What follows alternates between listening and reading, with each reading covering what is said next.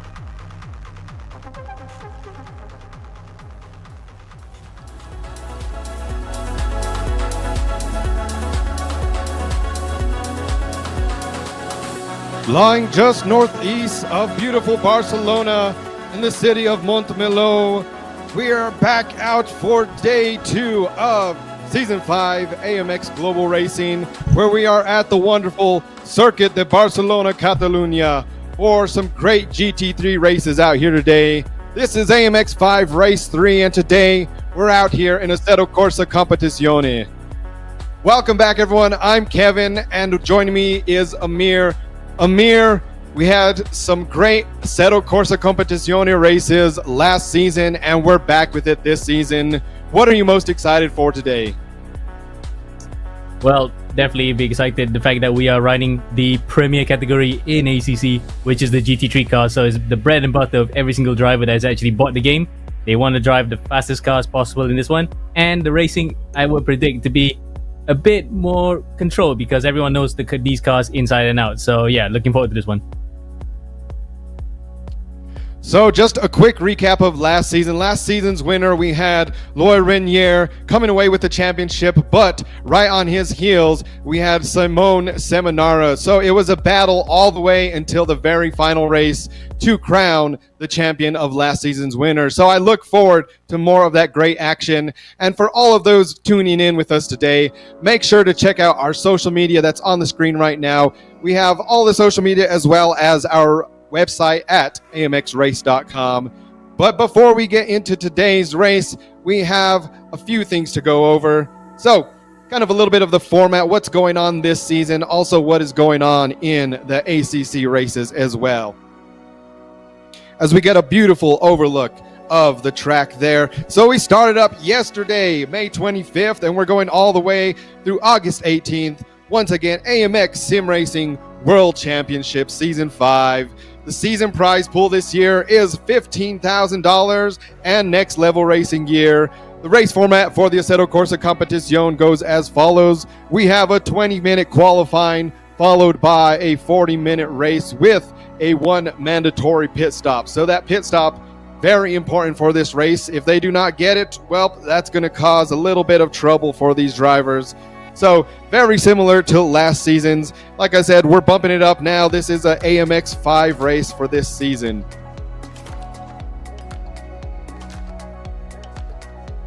So for those that are joining us out on the track, driver cams are required. You can join the link on our AMX Discord or also go over to our website for more information.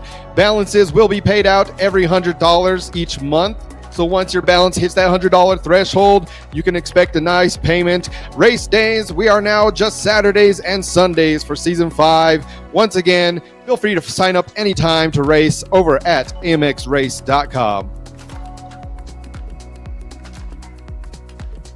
We're here, like I mentioned, every Saturday and Sunday, but this season we're going to be changing it up a little bit with every other week having a slightly different schedule. On one weekend, we will be doing AMX 5, 5:50 p.m. Saturdays and Sundays, followed by second race at 7:20 p.m. And on the opposite weeks, we will have AMX 5 and both AMX 5 races on Saturday, same time, but Sundays, every other Sunday, we are switching it up. Or AMX 0 at 5:50 p.m., followed by AMX 20 at 7 p.m.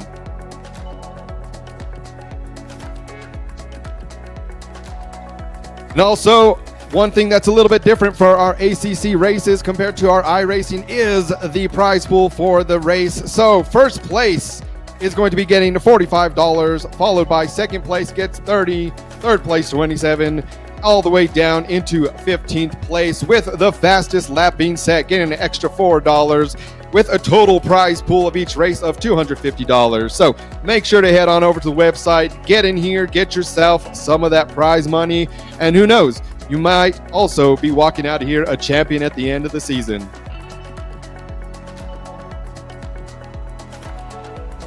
So one other thing that we have right now going on, if you want to get in on the races, we do have a current promotion. Head over to the website, save 40% when you get an AMX season pass. We have one for AMX 5, iRacing, as well as AMX 5, Assetto Corsa Competizione, and our new category this season of AMX 20. So once again, go over to amxrace.com, get the full detail, get the full schedule, and we hope to see you in here with all of these other amazing drivers as well. But again, once we get into the qualifying, before we get to the qualifying, I'm going to hand it over to Amir to let you know what's going on in today's race, a little bit more about where we're racing and what cars we're racing. Yeah, thanks for that, Kevin. Now we have seen enough of the shots here to know where we are. It's the Circuit de Barcelona Catalunya, a staple of the Spanish Grand Prix since 1991, with a few deviations in between here and there, but the circuit has not really changed much. Maybe just a couple of layout changes after 1994, but the 4.657 kilometer circuit does maintain most of the corners that we know, and sometimes love and loaf, depends on how we look at it from the very beginning. Some noteworthy moments like Senna and Mansell coming through turn number 1 in the very first race in 1991, and then Schumacher was basically walking on water in 96, and just to name a couple of moments that have been famous here at the Circuit Barcelona Catalunya. And of course, the circuit itself was open first not for cars, but for actually road cycling, because it was open for the 1992 Spanish Olympics. Barcelona Olympics, sorry. So that's the track out of the way. Now we get to see what we're racing on, and well, the weapon of choice is definitely the one that is the bona fide, really staple of ACC, the GT3 car class. And you can see in the background there the Lamborghini Huracan Evo 2, the Ferrari 296, the new Porsche 992 GT3, and then some. So we get a good smorgasbord of cars here, 500 to 600 horsepower, rear-wheel drive, a little over a ton, 1.2 to 1.3 tons, and of course, hand paddle shifters. The sequential gearbox is the order of the day for these cars. So really, it's a friendly car to have around with Pro and Am drivers in mind. It really does cater to a broad spectrum of drivers, and I can't wait to see how these go on track, especially on the circuit as easy and flowing as the Circuit de Barcelona Catalunya, Kevin. Absolutely. And last time that we were at this track in Assetto Corsa Competizione, we were in the BMW M2 CS, which always a little bit slower cars give close racing, but like you mentioned, it is the bread and butter of Assetto Corsa Competizione with the GT3s. So we're going to head on into qualifying and see how our drivers are currently doing. Like I said, with this now being an AMX 5 race, last season we had it as an AMX 1 race, so there was a lot of people kind of getting their feet wet, but now this has become one of the staples of AMX. So, AMX 5 this season, great. Also, Season 5 in the GT3s, and this is also one of my favorite courses. That way you can see a little bit of rain coming down on those windscreens, the wipers going a little bit now, so this should also make it a little bit more interesting. See if some of these drivers, how well they do with some of these slippery conditions. But right now we are on with Facundo Guinez, the Argentinian in the number 37 Ferrari. Yeah, that is going to span into the legs, isn't it? Now, I did mention just now in 1996 when Michael Schumacher won the Spanish Grand Prix when it was in the rain. I didn't expect the rain would come that soon as well, but here we are. We're going to see some drivers slipping and sliding, trying to find grip every which way they can in these high-powered tin-top cars. It will really be nice to see. And some of the familiar names on screen. Sam Nara's back, and of course some of the guys we saw from last night, Guy Valero, Bruno De Carmo, all them boys, and returning the likes of Lucas Mora. So can't wait to see who is going to be the first to break through the timing beam as the first pole sitter here in the ACC category for AMX 5.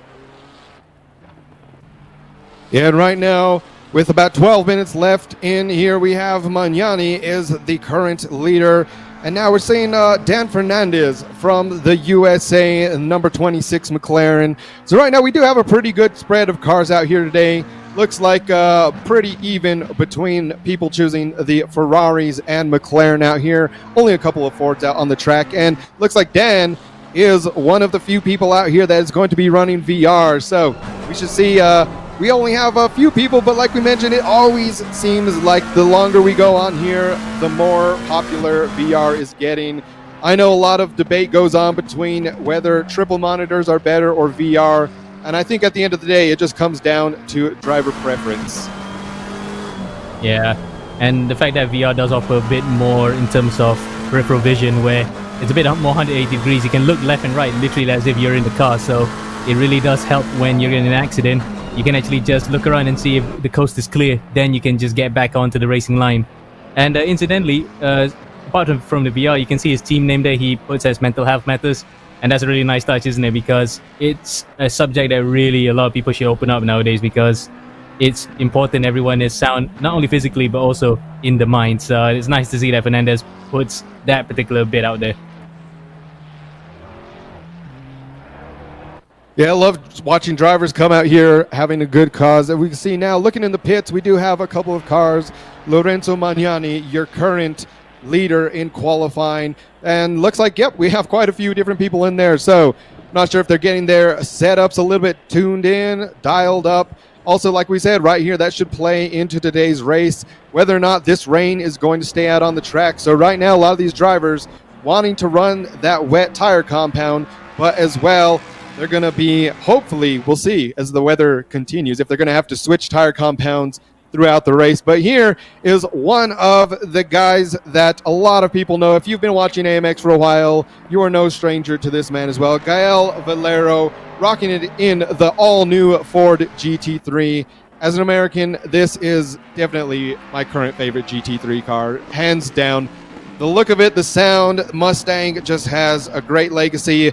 Ford, before, you know, usually they're known more for their Ford GT race car, but now with the entrance of the new Mustang GT3, we should see how this performs. And also, this being a very new car to Assetto Corsa Competizione, we'll see how many of these drivers have had time to really put in a few laps in here, get comfortable with the car, as well as a lot of people hoping this comes over to iRacing very soon. There's already the latest developer update that they hinted at this, as well as the Corvette GT3 car coming over. So that, as far as the iRacing side of things, we still don't have that yet in there, but glad to see it out on the track, out being used, especially from Gael Valero, our local Ford man. He seems to love the Fords any single chance that he gets to race. Yeah, be it NASCAR or in some of the GT races he's done as well, he really does rep that blue oval quite well. But let's see then how he could actually make up 1.1 seconds to Magnani, because that is a storming lap time of 45 in the wet. So that actually could take people quite out by surprise, because normally you would see lap times fall even further when it rains, but Magnani manages to just sneak in there at the word go. So that will be taking some beating to top that time. And one more thing that add on with some of these drivers that are coming into ACC from iRacing, they have been getting used to the rain and the rain system from iRacing, which is a little bit different. It feels different, handles different than in Assetto Corsa Competizione. So that in itself is going to be an adjustment for a lot of those people that are used to driving in the rain in iRacing versus Assetto Corsa. But right now, we have coming into a lap on board with Simone Seminara. Of course, like we said, we've seen him last season doing very excellent every single race that he was in. He seemed to just kill it no matter what. So we should expect a great battle going on between some of the top drivers out here today. Looking at the time screen too, we do have Bruno De Carmo, who as well was with us yesterday for day one of AMX Season 5. As we see right there, looks like Seminaro just pulling off, you know, not happy with that, going to try and get another qualifying lap in. And back to Fernandez. Who else do we have on here? Also from the USA, we have Tyler McCullough. So the number 227 McLaren. I know a lot of these guys out here seeing the Fear Nothing moto. A lot of people last season really favored the McLarens. But again, with the changes that go on with the balance of performance, a lot of different things going on as well within Assetto Corsa Competizione, we'll see if this is the car to choose for a lot of these Grand Prix courses. Yeah, it seems as though that this particular circuit seems to be favoring the Ferrari, probably because of the mid-corner speeds, but the Fords, no slouches on the straights. They're definitely one of the bullets right there, so that's kind of giving Valero at least half a chance to claw the deficit. But having said that, he still hasn't set a lap time that could beat Magnani and Seminara, and across the line goes McCullough at this point. Nope, still nothing can beat the two Ferraris up in front. So Ferrari winning at Monaco, and now we're seeing Ferraris leading the pack here in Barcelona. As someone in the bottom asking, is this Gran Turismo? No, this is actually Assetto Corsa Competizione.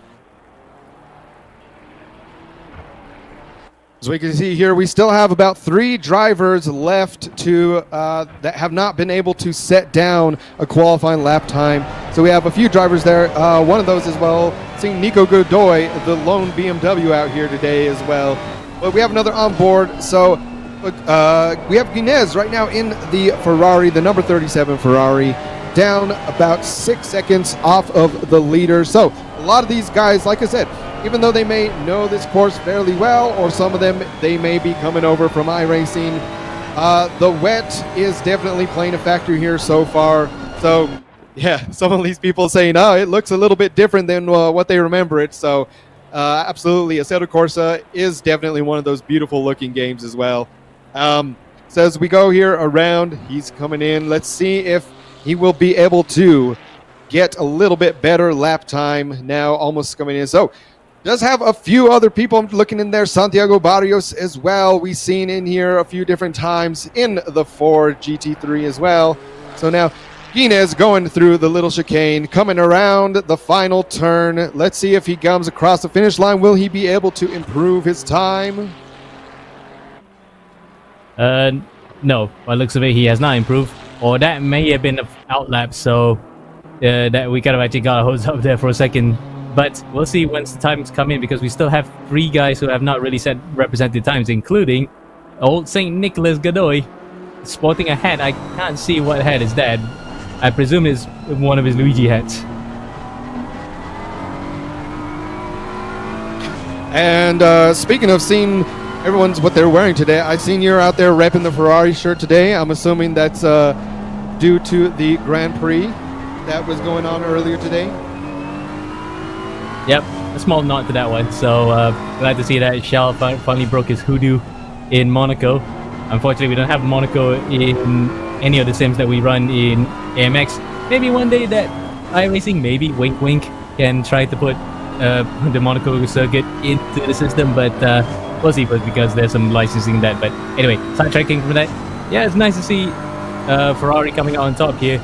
It may be one of those rare days in this entire season, but we'll just save it those days. And that too, for myself, also doing a few test runs out here on the Assetto Corsa Competizione. I have ran this track in the dry. I have not ran this track yet in the wet, but I do know one of these things is on this track, absolutely trying to get that line. You see a lot of these guys, once they're getting super close to the curbing out there. Once it gets a little bit slippery, though, the only downside about that is just making sure you don't hit it with too much speed and start losing control of the car. Just once you hit some of these areas that, you know, a lot of that water's built up or that curbing is painted, make it just a little bit slipperier. So definitely one thing you'll notice out here is these guys taking a little bit different lines, being a little bit more cautious than they normally would. But like we said, from Magnani, a 145.36, that is still an amazing lap for these wet conditions. Indeed, it's only about roughly 8 seconds off the dry times, roughly, because the times could be much faster, because the dry conditions, you can actually see the drivers taking more extreme lines there. But to talk to your point, to go back to your point about ACC's wet weather system, it's somewhat different from iRacing's one, because you can still follow the dry line, quote unquote, in the wet conditions, whereas in iRacing, the Tempest system, you really have to find the wet patches and just try to use more of a go-kart line, go wide on the exit and entry to prevent yourself from slipping off into the gravel trap. So just 2 different schools of thought, in my opinion. And with that, it looks like we're coming on to about the 2-minute mark left in this qualifying session. So we'll see if we still have 2 drivers left that have yet to set lap time. So they only have a couple minutes right now. It is going to be now or never for those drivers to be able to get a qualifying lap time. As we go back to Tyler McCullough, the number 227 McLaren. So we're going to be on board with him for just a second, see if he can improve, get out of that number 6 spot and jump up a little bit. He is currently just over 2 seconds off of the lead. But you can see the absolute focus in this man's eyes right now. As you know, he wants to come out here, the debut race of Assetto Corsa Competizione for this season, and he wants to make his name known. He wants to be on that podium. So also I can see that too repping his number on his wall there in the back, the number 227, as well as his team jersey, the Fear Nothing Moto. So it's always great to see when we have teams out here racing, changes up the dynamics just a little bit. So we'll see if we get anyone else after this. Like we said, this is the premier race of Assetto Corsa Competizione for AMX Season 5. So there's plenty of time still to get more drivers in here, more teammates, more teams, and see what the grid will be like come the end of the season. Who's going to be in that championship spot? Yeah, indeed. Plenty of time for those drivers who may have missed out because of other scheduling conflicts to just come around and probably give this field a run for their money as well once they come in, as we look at another driver with the FNM logo, but by looks of it, not the same team. Or actually it is, because it's the Fear No Moto team, but it's just that different colors here for David Granes. So right here, you can see the absolute smile on him, giving a little bit of a wave to the camera there from David. So David, the number 230, and I love it, these guys too, they have the all black McLarens. So these McLarens, they looked absolutely the best in all black. So definitely, you know, my favorite livery color. Whenever you can get a beautiful car, you know, it looks good in any color, but just looks absolutely menacing there. As that will round out our qualifying session. I think they are running an actual custom livery, but it's the normal naked carbon that's seen when the client and server side don't have the same liveries. But anyway, no matter. That unfortunately, so I guess we'll have to check in with them, see what their actual liveries look like, if that is the case. But now, as we see the beautiful shot as our qualifying has come to the end, a few drivers trying to put a few lap times down there towards the end, so we'll get the official qualifying times here in just a moment. But also, just look at these beautiful B-roll shots of the track. Like I said, this is probably one of my favorite tracks that is in Assetto Corsa Competizione, mostly just because it has a little bit of everything for everyone, as well as in real life. More specifically today, they did have MotoGP racing out at this circuit today, so great day for racing as well.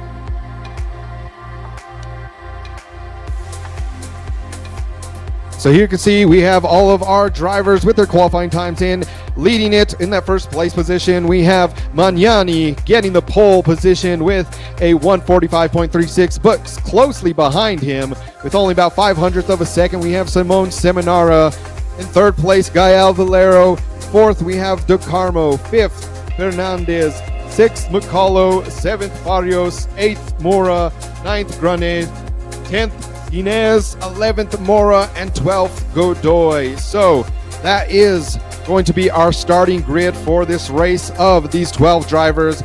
Once again, AMX Season 5 Assetto Corsa Competizione, starting it off. Today is the first day that we're out here, and it looks like, by the looks of it, you know, the rain changing it up. Maybe it'll dry out a little bit more. We'll have to wait and see. But one thing I know is, as always, going to be the great battles up in the front and the great battles throughout the middle of the pack, as we have a lot of these drivers absolutely killing it out here today. So still waiting on a few things to get set up before we go green. But while we are waiting to go green, what is your prediction for this race? Who do you think may take home this first race of the season, Amir? Ooh, that's a very tough question there, Kevin. But I think it will definitely be the two Italians up in front, Magnani and Seminara. We know both of them are really capable of driving these cars because they're proverbial ACC specialists. So they're going to be the ones to watch out for. But don't discount Gael Valero if he could actually hang on to the back of them, because then we will have a three-way fight at the front. Rest of the field, they will be hoping that they could stick on to the leading group as the race progresses. Absolutely. My picks, you know, it's gonna be a hard one, but if I had to pick one driver, you know, we have a few people in here that we didn't see last year as much, but some people, we have seen them in iRacing. We do know they're absolutely amazing in the sim, but just based on last year's results, Simone Seminara, he did come out swinging. He was a little bit late to the season, so for him to catch up and be only a few points off that championship, I'm definitely curious what he has today, as these drivers are now heading off. Oh, already a little bit of a bunch up in the pack as we start to get going out here. All right, so cars getting out here, getting their tires just a little bit warm as we come through the chicane. Yeah, there's a short run up to the line, so they don't have enough time to warm up their brakes. Hopefully everyone can actually just get the car stopped in time coming through turn 1, Kevin. And here we go, moments away from the green flag. Who's going to get a good jump off of this? Green lights, go, go, go, and everyone is off. So now it's a battle. The track is still wet. It looks like it may have stopped raining just a little bit, but with the damp track, the drivers have to be very, very careful coming into this turn 1. I know this is a very high-speed turn coming into here, but we have right there, looks like Grande going to the inside, and oh no, there's contact with Kyle Valero. There's contact right there going into it, but he's able to get it back on track. Looks like a couple other cars out there in the back too. That might be a Mora and Godoy also getting slowed down a bit. And oh no, we have right there too. That looks like that may be Lou Mora in the red car also getting tapped. And all the way in the back, one of the Fords as well. So right here, wet conditions, cold tires, brakes not heated up yet. This is already an interesting, exciting first lap. That was Magnani. Magnani actually was the one that got shafted the most there. He is well at the back. Barry also along with him because he was actually the one that spun out there. Another Ford actually ran into the back of him. I think it might have been either Barrios or Valero, but whatever it is, that is a shocking start for Magnani. He was on pole position. Saminara though had the getaway of dreams here. He is a second ahead of Valero now, despite Valero going onto 2 wheels, being tagged from behind coming through turn 1. I did say just now, did anyone get their brakes warmed out in time? Unfortunately, by the looks of it, a lot of cold brakes happened there. And as we go, it looks like a lot of these drivers are starting to finally fall in line. But that leaves right now Simon Seminaro in first place, followed by Gael Valero in second, and Fernandez coming in third place. So we'll have to see, but due to that pile-up earlier on, we may just have to see if any of these drivers, possibly have any damage going on. That is another thing that we usually don't think about too much, but when you have accidents like that, you're just waiting and hoping that these drivers didn't have anything too bad. It didn't look like the worst accident. I mean, even though going up on 2 wheels of Kyle Valero, I'm sure that's going to make an awesome photo shot later on from one of the replays, or some of the people that I know they're streaming this for themselves, or they're going to get the replays for themselves. Absolute great photo, yep. But unfortunately not great for the car. Yeah, and speaking of not great, Fernandez actually has a drive-through, so he jumped the start just now. He may have actually crept up a little bit too close to a driver in front of him, or he was in front of his row, whatever it is. That is not the way that he could have wanted. Yes, he's up to P3. He avoided most of the skirmish at turn 1, but as a result of jumping the start, he has to go for a drive-through, and I think a couple of drivers have exited that. There's the crash at the start here just now. There is, Magnani really got shafted there. He was spun out to the back. Then after that, he was taken out in a second incident separately afterwards, coming through turn number 3. That really finished him off, and consequently because of that, he also retired from the race. So he is no longer with us, unfortunately. That will leave Saminara with acres of space up in front. That's always unfortunate to see when you have someone setting such a good qualifying and unfortunately ending up in an accident like that, that's taking him out. So what started as 12 drivers is now down to 10, which looks like we have Leo Moro and Nico Godoy as well already hitting the pits. So we'll just have to wait and see. Like we said, hey, that is unfortunately what happens whenever these drivers are laying it out on the line this early. So again, it is a 40-minute race, so this is a little bit longer format than what some of these drivers are used to. We're used to a little bit more of the sprint races for some of the other AMX 5 races, so this one's a little bit longer format. As driving in these, the biggest thing I'd say as a driver, you have to be able to have that patience.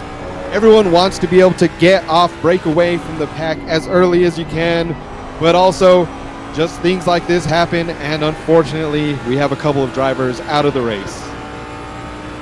Well, in this particular case, one driver with the pole sitter, Magnani, he was setting the pace in qualifying. It was an impressive lap, despite the weather becoming a little bit inclement. But unfortunately, the drivers behind him probably missed the memo of coming through turn number 1 with cold brakes. That just puts pace to any good result he was going to get. Plus, in ACC, the damage is so sensitive. Even the slightest of touches, if you get a second damage, it's going to affect your car in more ways than one. So he really saw no point of continuing and just had to park it, unfortunately, there, Kevin. Yeah, so hopefully this is not the last that we see of Magnani, as we know that he is one of the fastest drivers out here in the Assetto Corsa Competizione. Just based on that qualifying, you know, if you're able to set those lap records, or sorry, if you're able to set those qualifying lap times during the wet track, I would just love to see what he's able to see whenever it dries up out here. Yeah, and or whether the car and the track combo really suits the way he drives, as we can see Granes there just now coming up to turn number 7, really pulled the move there on Guinness, which is somewhere that you don't really see a car do that, because normally you see bikes overtake through there, but Granes made it work, and the Carmo likewise manages to make it 2 for 1 in a loss for Guinness. He's up to 4th, Guinness sliding to 5th place, so he's starting to lose a bit of pace. And there now we can see from the tail end of Bruno De Carmo in the 159 McLaren. He is trying to make sure that he can hold off Guinness as well, as they're coming into, that's a really long straight right there, like we've seen, you know, lap number 1, just how deadly that turn can be. But now that these drivers, a little bit space in between them, giving them just a little bit of breathing room. Well, like we said, we still have over 30 minutes left in this race, so there may be breathing room now for these drivers, but I don't expect that to last very long. Yeah, especially given the fact that Valero, he has actually clawed back some of the deficit that he had up in front there. It's now under a second between himself and Seminara, so really we have a race on our hands, and by the looks of it, backmarker is going to come into play because Mora has actually exited the pits, but he's got immediate company behind. The race leaders are approaching, so let's see then if Gal Valero, champion from the AMX 10 front-wheel drive category last season, and in fact the overall AMX 10 champion, can he actually make it work in ACC? So far at least, he's doing an absolutely stellar job in a different platform here, Kevin. One thing that I've seen now, looking at Gael Valero, that it looks like he is finally starting to settle in just a little bit more as well. Like I said, going from iRacing into Assetto Corsa Competizione, you got to learn how these cars handle just a little bit different on the brakes, just a little bit different with the tire compounds. But one thing that we should see be very interesting is, because these drivers do have to take a 1 mandatory pit stop, now that the track is drying up just a little bit from what it was earlier, we'll have to see if any of these drivers are going to try to get in there a little early, get some dry tires on, and if that's going to help them, or if the track is still just damp enough for that to really make the difference. So strategy is definitely going to come into play in today's race. Are some of these guys going to try to pit early, swap tires, and hope to gain that extra time, or are they going to wait to see what the weather does before they decide to switch tire compound? Indeed, or they could just actually keep the same set of tires now and just top out with a liter of fuel to just get it all the way to the end. So there's that little symbol that denotes we need to have a pit stop for these guys, the orange number 1 there. So if it turns green, that means that they've gotten the mandatory pit stops out of the way. If the ones that are still having the number 1 oranges, well, they have to wait either to the midpoint or towards the very final lap of the race to get their pit stops out of the way, otherwise they'll be disqualified. So now we can see right here, looking like in the middle of the pack, we do have a pretty close gap between Guinness and McCullough. So Guinness there in the number 37 Ferrari, now having to defend off McCullough of the number 227 McLaren. So right now, Tyler McCullough, you see, like we mentioned earlier, just absolute laser focus from this guy anytime that we see him on camera. But he knows that he has good pace. He's starting to get settled in as well now that things are a little bit drier than they were earlier. Looking to make a move. So we'll see with this, when is he going to make that move, as we have just over 30 minutes of race time in here. So once again, these battles, these guys are going to be battling out a little bit. That will hurt their time from trying to gain on the leaders. But again, any little bit helps. So we'll see how much will they be helping each other versus how much are they going to be fighting for that position here. As McCullough looking to get in the draft. Let's see if he makes a move going into turn 1 right here. He goes to the inside, and we'll see on the outside now, Guinness McCullough able to stick it to the inside. We'll see if we can get the over-under. No, he is able to hold onto that position. So great move right there. Textbook by Tyler McCullough to gain into that next position. I'm surprised Guinness didn't actually defend harder than he did, but maybe he's on a different plan in terms of the way his race is going to run. He just doesn't want to get into any more trouble after the first couple of corners where we saw that melee. He was lucky to get away from it. Now he's just probably trying to settle into rhythm. McCullough, though, he was involved in that skirmish. Now he just wants to pick up the pieces here. Potentially, though, podium is still on the cards because Bruno De Carmo is about 5 seconds ahead of him. In front of De Carmo is only about 2 seconds, so he still has a shot at the podium. As meanwhile, up in front, the gap between first and second is just under or over 0.6 of a second, under a second here. Valero really turning the screw against Seminara, and it's proving that this Frenchman really can drive in any other sim besides iRacing, so he is a multi-platform specialist, I would say. So going on early into this race, before the start, we hoped to see a fight between Magnani, Seminara, and Valero. But unfortunately, with that incident early on, Magnani being out of the race, this has now turned into a 2-horse race between Seminara and Valero. But like we said, right there to Granes, if he is able to catch up, maybe we might have that 3-way battle going on after all. So we'll have to wait and see with that, as we are now just under the 30-minute mark. So we're about 6 laps into this race, and not even halfway through, we're still getting amazing driving out here. So once again, Gael Valero showing that he's not just a one-trick pony in iRacing, that he can definitely come in here with Assetto Corsa Competizione and battle it out with these guys that know these cars very, very well. Yep. And if there was any more races on ACC, we might probably just see him go here. We did ask him yesterday if he was going to get involved. Well, we got our answer today, and he definitely has pace in spades, not going to lie, with the port really looking so comfortable under him. Seminara, likewise, he's fast, especially in qualifying, but it looks as though race pace-wise may not be his strong suit right now. So the Ferrari against the Ford, that's the tale as all the time, isn't it? Ford v Ferrari. How Seminara is just trying to inch ahead of Valero, but Valero is still stuck on him like a rash. Absolutely, and just the layouts of these vehicles too, like we said, the biggest thing going into this as well is these guys trying to dial in their setup. So I know some of these guys that are more used to Assetto Corsa Competizione, that they are very familiar with the setups. So we may have to check in with Gael Valero just to see what his strategy was coming into here. But as well, like we mentioned, Simone Seminara, I believe he has a very good shot at winning this championship as well from his history that we had in Season 4. But we'll see if he can get upset by someone else such as Gael Valero, because we know Gael Valero is shooting for as many championships as he can. So we'll see if he can add an Assetto Corsa Competizione, as he's right on the bumper of Seminara as they're going into turns 1 and 2.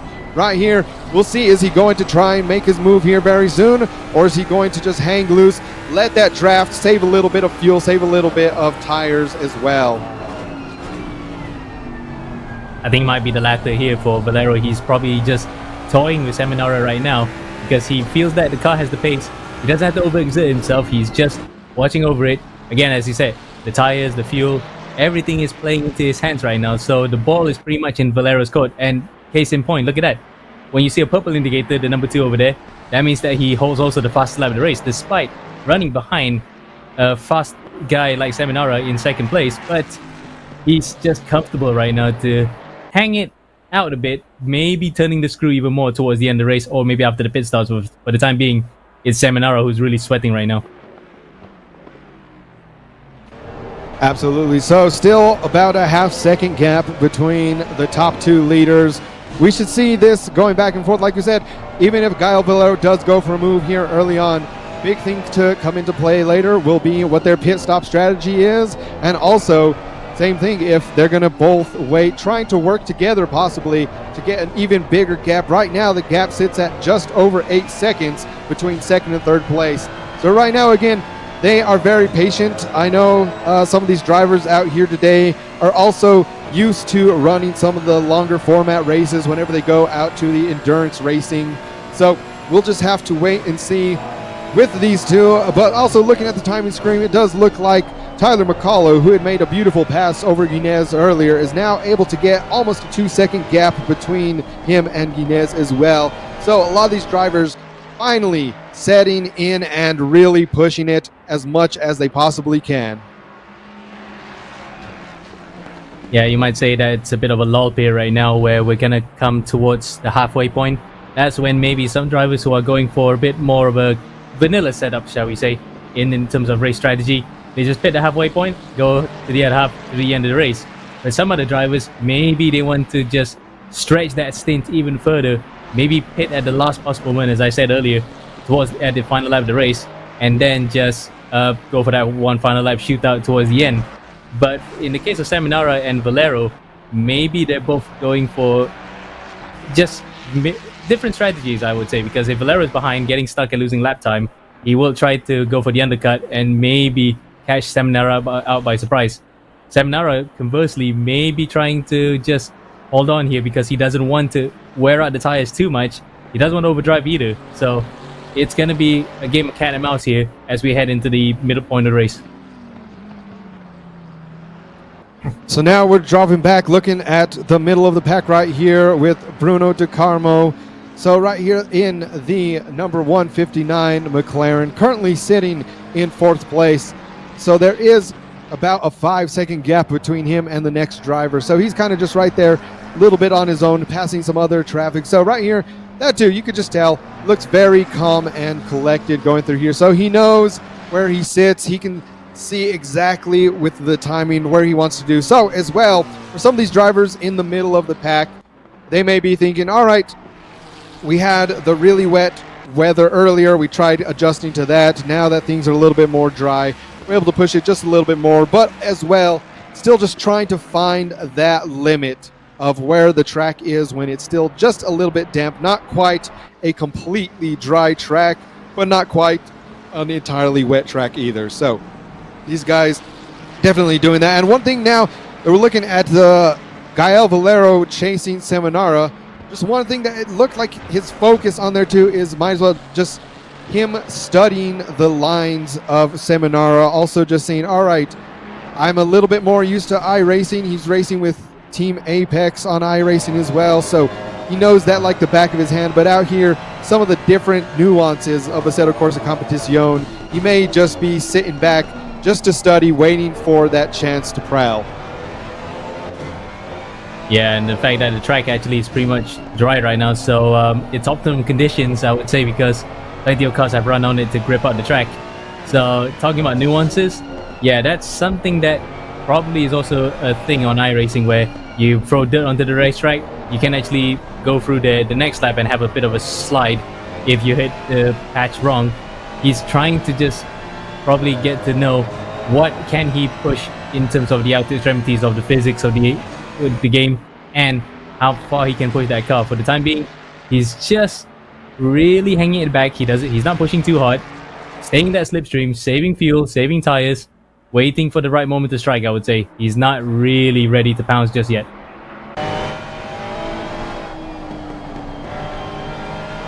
And going back to talking about this track, so today they did have the MotoGP race going out there, which it looks like the winner of that was Francesco Bagnaia. So for any MotoGP fans out there, it does look like they did have a Ducati 123 coming across the line for the MotoGP category.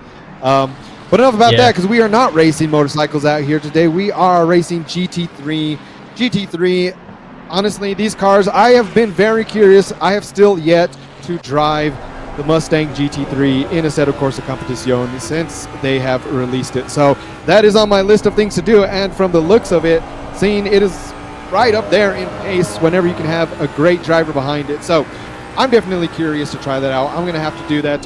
It is a holiday weekend out here in the United States. So we have Memorial Day tomorrow. It is a 3-day weekend for a lot of people out here. Just remembering those that have served in our military and have sacrificed for the country. So holiday weekend out here in the USA. We do have a few US drivers out here as well. And in real life, too, a lot of motorsports going on. We just had Formula One earlier today. Now we have IndyCar as well as NASCAR going on. let's see, the British GT Championships as well. So tons of real life races as well as tons of virtual races as well, with the iRacing Coke 600 was kicking off this weekend. So plenty going on. We love to see when drivers come in here, even though they could be doing a lot of other things or a lot of other events they could be attending. So we love having all these people show here and showing a good time for all of you tuning in as well. We love having you here as well. We see the chat going in here too. So that too, feel free, guys, hop in here, ask some questions we may or may not have the answers to, but hey, it's always a fun time. That's the beauty of doing this virtually, is being able to just interact with everyone. Indeed, and that's why they call today the greatest day in motorsport, isn't it? You have two of the crown jewel events in the world of motorsport, part of the Triple Crown, the Monaco Grand Prix, and after that, the Indianapolis 500. But unfortunately, Indy 500 right now is being delayed due to some lightning that's actually coming to the circuit. So we might just see Indianapolis 500 race day move to either a Monday, literally on Memorial Day itself, or maybe the day after that, because we've had weather delays before in Indy. It's common, isn't it? Because the Midwest is a bit stormy. As to the inside goes Valero.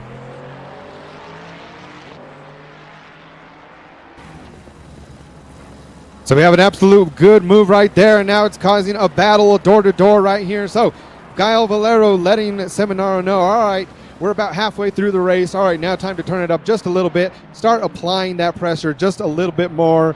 Now that Gael Valero has found out as he makes an inside move. Oh, it looks like he might have given him a little tap right there. So may have slowed down just a little bit like that. So Seminaro able to get that position back into first. But now things are starting to heat up just a little bit as we pass the halfway marker. Yeah, Seminaro probably has a bit of the knocks on the door right now. That would have actually woken him up a bit, as Valero sends it one onto turn number one this time. However, they're going to go side by side. Very, very close between the Frenchman and the Italian. But it looks as though it is going to be still Seminaro just staying up in front, only by a bit. So Valero then is not just hanging back for niceties. It's the halfway point of the race. It's time to get into the go gear here right now, Kevin. And this is what we love to see. So right now, Gael Valero finally getting off, looking to stop getting in the toe. He's saying, you know what? All right, it's time for you to get into my toe now. It's time to leave you in the dust, as he's looking to be a lot more aggressive past the halfway point. And that may have been his strategy all along, like we said earlier, as he's going right here, but a little bit squeezed to the outside, so not able to make a move there. Now he'll be coming to the S, but oh no! Looks like Seminaro making a little bit of a move, getting a little bit into the gravel right there. So that leaves room for Gael Valero to make the pass over Seminaro, but Seminaro still right on the bumper of Gael Valero. So right here we go, 17 and a half minutes left in this race. We have an amazing battle going on between Seminaro and Gael Valero as they're squeezing each other, making sure to use every little inch possible of this track. Yeah, Valero actually with a dive bomb previously that time around, where he unsuccessfully bodged Seminaro out of the way, and he had to give the position back. He gave the position back again twice here after he also tapped Seminaro out of the way. So I guess Valero, in terms of trying to make use of the width of that Ford Mustang, maybe overused it too much, and it just bodged Seminaro out of the way, just giving a bit of damage as well for good measure. Seminaro, to his credit, manages to just stay up in front for only just a bit, but Valero, with the brute force of that Ford, manages to get up in front. As a couple of people asking in the comments below, is pit stop tire change mandatory? No, not really. You can actually just fill in 1 liter, no change of tires, and you can be on your way in just 4 seconds. As we can see, David Granis is doing just that. Let's see if it's going to be a short stop or he goes for the long one, which will cost you about 30 seconds. So that too, one of the leading drivers. So it looks like we have 4 drivers, now 5 with Granis, that have gone into the pits, and looks like back here too as well, Santiago Barrios. So looks like the front half of the pack mostly still staying out on their tires, while the back of the pack is starting to get a lot of their pit stops. So we'll see if they come in here, if they're going to change any tire compound as well. So it does look like Granis is heading out of the pits now that Barrios has gotten into it. So may have been just a splash and dash, may have been some tires. So we'll have to get seeing it. That did take a few seconds, so he may have possibly changed tires as well. So we'll just have to wait and see if his lap times improve overall after that too. You can see Barrios actually backed it up a bit, so he actually missed his box. Now the car gets jacked up. It was just meant to be a field stop, but because he missed his box and the car didn't actually get serviced, he lost more than 5 seconds. It was actually around 10 seconds, and that will cost him time on track. That's always unfortunate to see right there. Also, I know we've seen last season a few times, a few pit penalties also as well, or even into last season's championship race where we had a little bit of drama going on from that probably being one of the biggest things that you don't want to have happen right there is missing your pit box.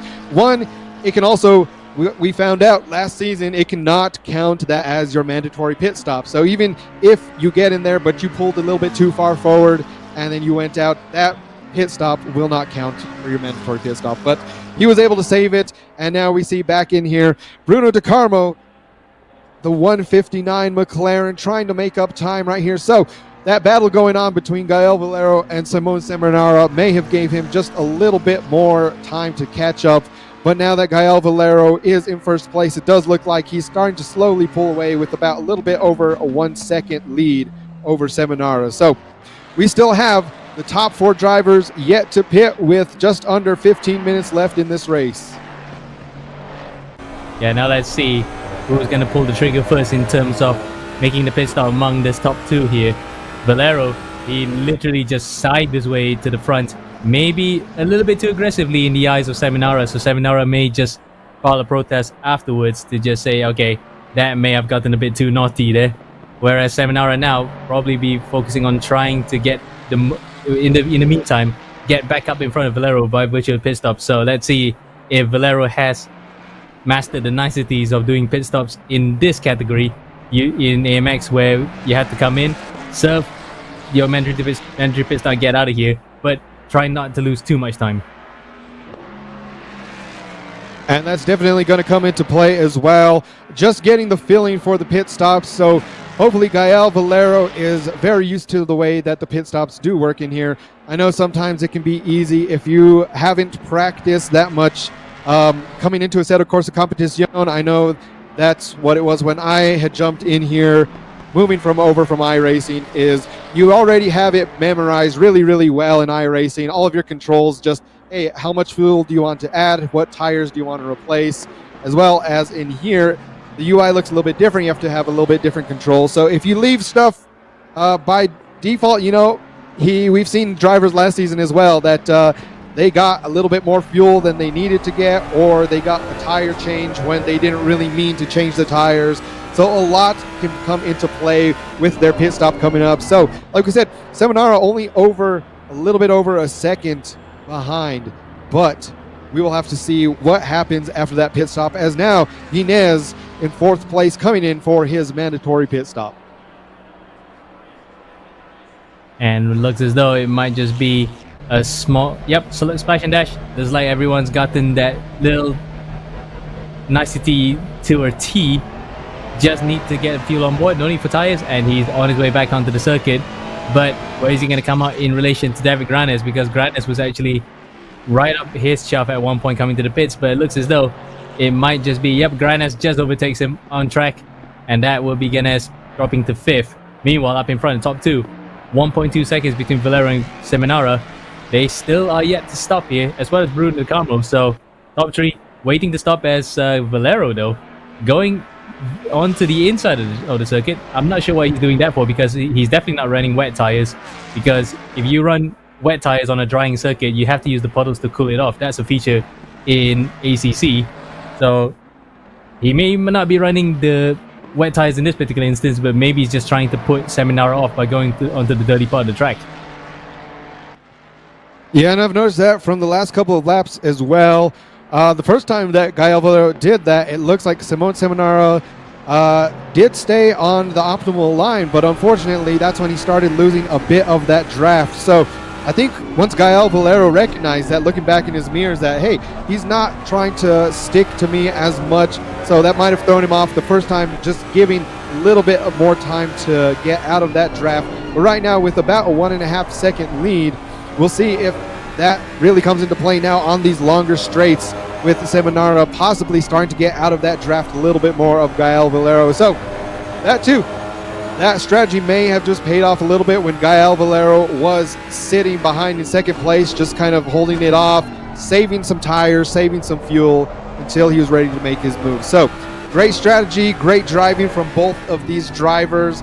Like we said, we are coming up on the 10-minute mark here very, very soon. So once again, that was about halfway through once Gael Valero was able to make that move in first place. But we know Simone Seminara is no slouch, absolutely not. So we will see what happens in these final 10 minutes.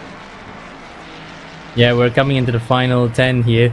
About one third of the race gone. Let's see then what Valero and Seminara have in the tank respectively. And of course, both of them still have not pitted yet. So they may be trying to see who is going to pull the trigger first on this particular instance. As further behind, this is Dan Fernandez, who had that drive-through earlier from jumping the start. Languishing P7, but doing alright right now despite that. And possibly at least getting a top 5 out of this. The guys in front of him have all completed their stops, as well as he has. And only about 4:10 separating to himself McCullough, with McCullough about 1.4 seconds behind Guinness. So top 5 here. Oh, sorry. The drivers from 5th, 6th, and 7th here might have a bit of a change. And another thing, looking at the timing screen right now. So right now, what was 10 drivers several laps back has now dropped down to 9. So it looks like Leo Mora may also be out of this race now as well. So him and Nico Godoy were kind of sitting back there in the back. So it looks like Leo Mora may have retired out of this race. So that leaves now 9 positions with, of course, Gael Valero, Simone Seminara battling it out for the lead. But we're back here with Fernandez and McCullough. So Fernandez going to the inside, looking to make a move on him. Oh, it looks like there's a little bit of tapping right there on the rear quarter panel. So he's going to get back in the draft of McCullough and fight for another lap. Oh, they're going side by side here. Look at that. It's almost like Mansell and Senna back in 1991, isn't it? But in this case, it's 2 McLarens. It looks as though Fernandez may have actually been... Oh, no, in fact, he was actually in the drive trying to actually go around the outside. But McCullough has succeeded in defending the position only for the time being. But it looks as though Fernandez is the faster of the 2 drivers among the McLaren guys here. And looking at that, too, ooh, with a little bit of swirl, that's causing Fernandez to go out into the gravel going wide. So that move, unfortunately, he didn't want to end up going into the rear of McCullough, but unfortunately for him, he ended up going out into the gravel trap. So now he's going to have to claw back that time to get back on the rear bumper of McCullough. And we're going to see also now that McCullough doesn't have to worry about fighting off Fernandez for just a little bit, if he's going to be able to catch up, make up that time a little bit more, and focus on catching up to Guinness. Yeah, but it will be a bit of a wake-up call for McCullough in it, because he's about over a second behind Guinness at one point now, just 7:10. So amazingly, despite battling with Fernandez, he managed to reel in the driver in front. As meanwhile, we go further behind on circuit, but up in front of the leaderboard, 1.5 seconds between Valero and Seminara. So the gap has stabilized a bit. It looks as though Valero has this race in the bag, but he still has to negotiate one more obstacle, and that's whether or not he can perfect coming into the pit stops. And looking at that too, so it does look like coming out of qualifying, Fernandez and McCullough, Fernandez was only about half a second faster than McCullough in qualifying. So we do know that Fernandez may have just a little bit more pace. Again, both of those drivers have taken their mandatory pit stop, so we'll have to see if Fernandez able to make that place back up, and if he's able to pass him and get onto Guinness. With 6.5 minutes left in this race, we still have your leader Gael Valero in the Ford Mustang GT3, followed by Simone Seminara in the number 201 Ferrari.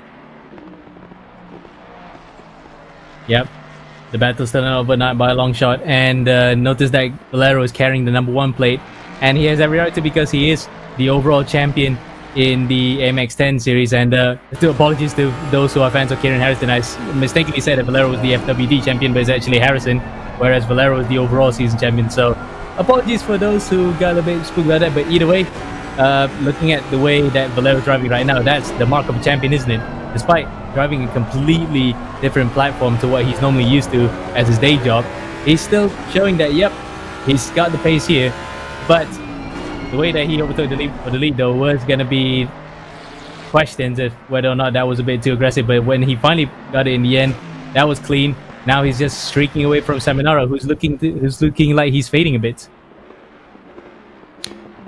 And to add on to that, so last season, for Season 4, Gael Valero, along with being the overall champion for the AMX 10, was also the champion in the GT class, besting Peter Zuba.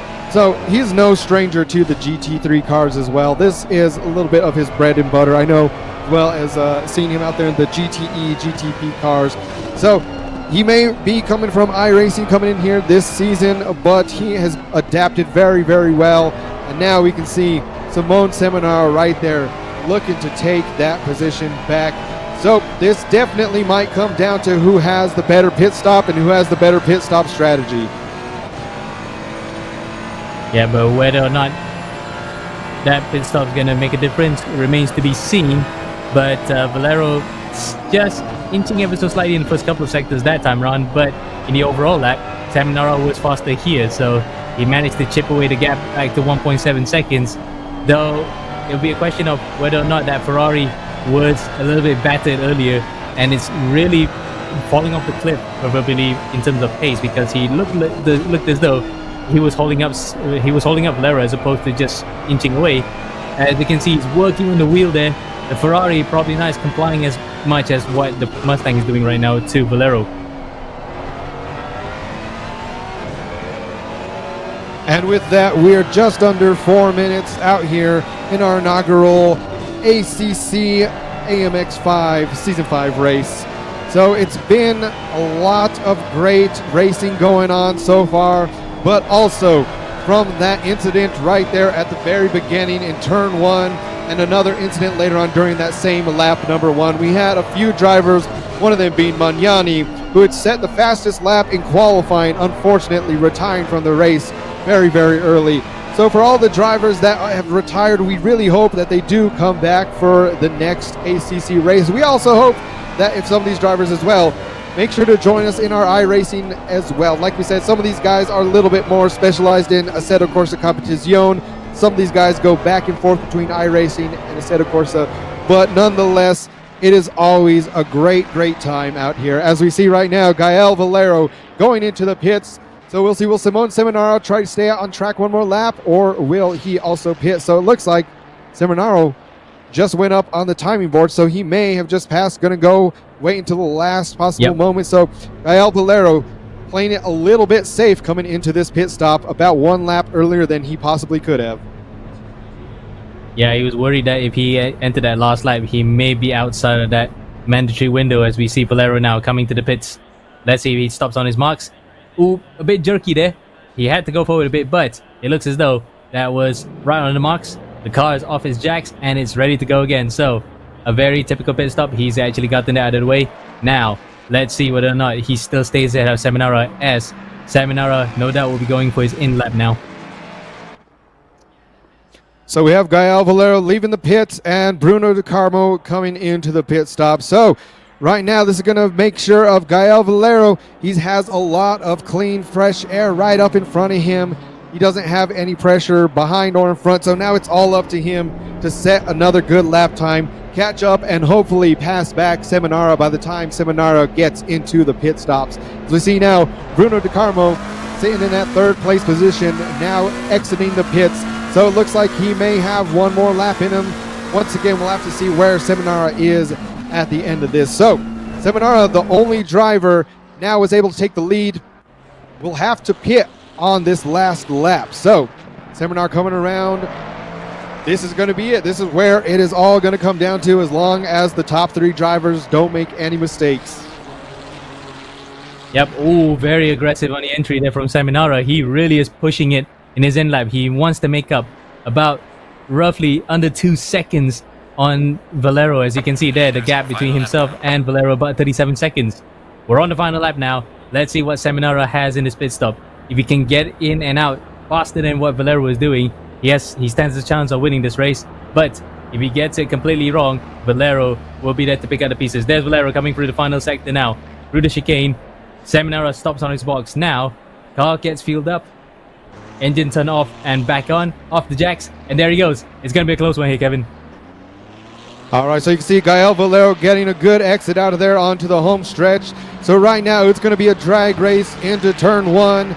Will Seminara be able to hold off Gael Valero? We'll just have to wait and see. As he does, he is able to make that with quite a bit, but Gael Valero holding on a little bit more momentum. So now it's up to Valero to be able to catch Seminara. Like we said, we had a great race. Right during the halfway mark is when we seen the lead change from Seminara to Valero. And now once again after that pit stop, we see Valero dropping back into second place. So Seminara having the better pit stop really helped him. He was almost 2 seconds behind Valero, but like we mentioned, that mandatory pit stop can change. It could be a game changer for this race. So Gael Valero now sitting about 2.5 seconds behind Seminara. He's going to have to pull out a miracle if he wants to win this race. Yeah, it had to be about 5 seconds he lost in that pit stop there. So Valero may have actually missed his marks. We thought just now he actually had a perfect stop on the pit lane, hit box, but he just jerked it ever so slightly a bit. And that is enough to give Seminara the back the lead. So Seminara, who we saw was sweating earlier because he had that Ford behind him for most of the race, manages to get a pit stop and the in-lap. That aggressive in-lap really made his race here, Kevin. And now he is well on his way to a well-deserved win. Absolutely, like we said, we expected this scene. Simone Seminara's amazing performance throughout Season 4 and showing it again out here in Season 5.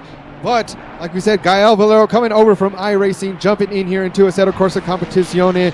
He is showing that he still has great pace. So we'll see if he is able to put in a little bit more practice in here and also take some of these notes as Seminara coming across the finish line right there. First place, Simone Seminara, following him, Gael Valero in second. So that was great, like we said.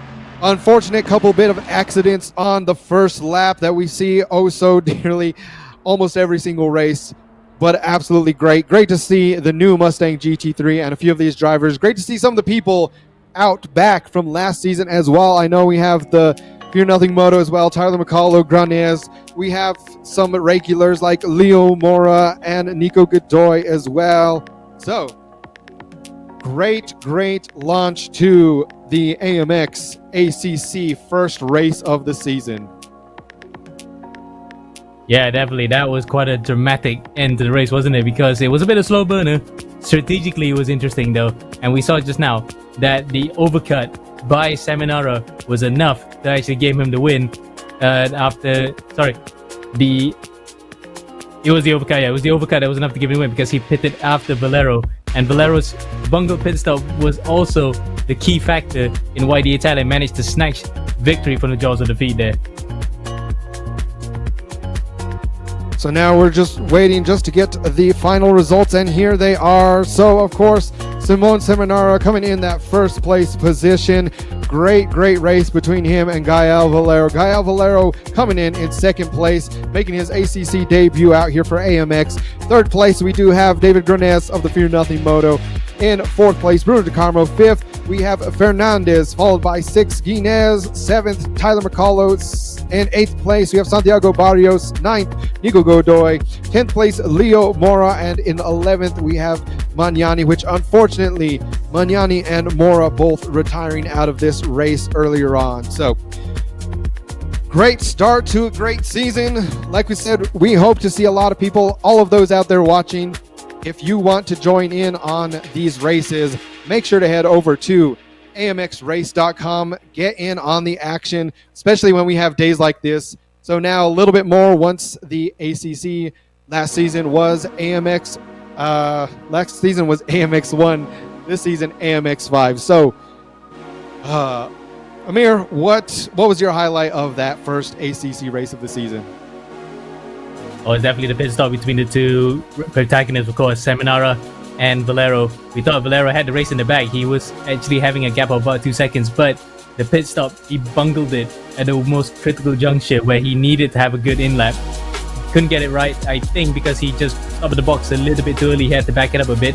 But those 5 seconds of madness is enough to give Seminara to regain the win at the end. So it was a slow burner, interesting race, but nonetheless, it was a great way to start off the ACC season. Awesome. And we're going to go ahead and hear from the man himself, Simone Seminara. So we're going to go into the interview room real quick and get some thoughts on what went on during this race. So we're heading over to the interview room and we will be back in just a couple seconds.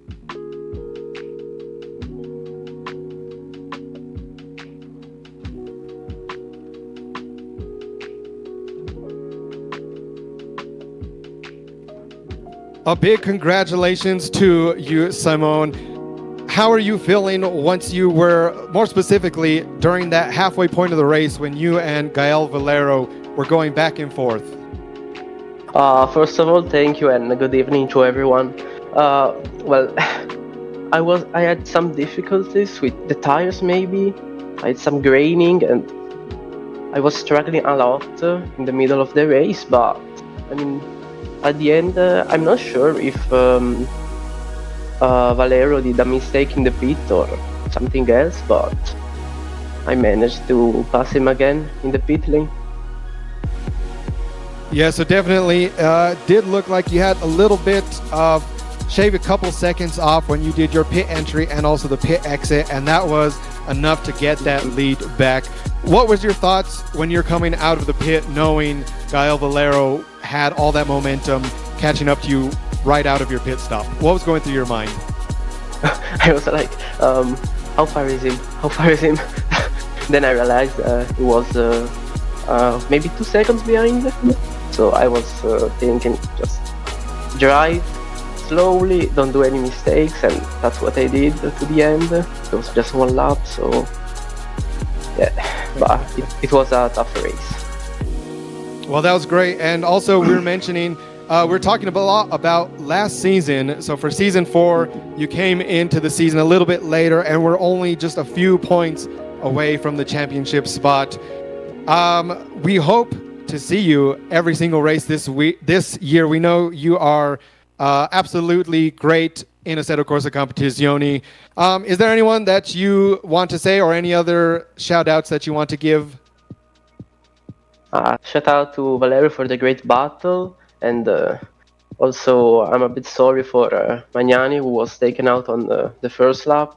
He had a great pace in qualifying, so I hope to see him again in next races. Awesome. Well, we hope to see you here as well as seeing.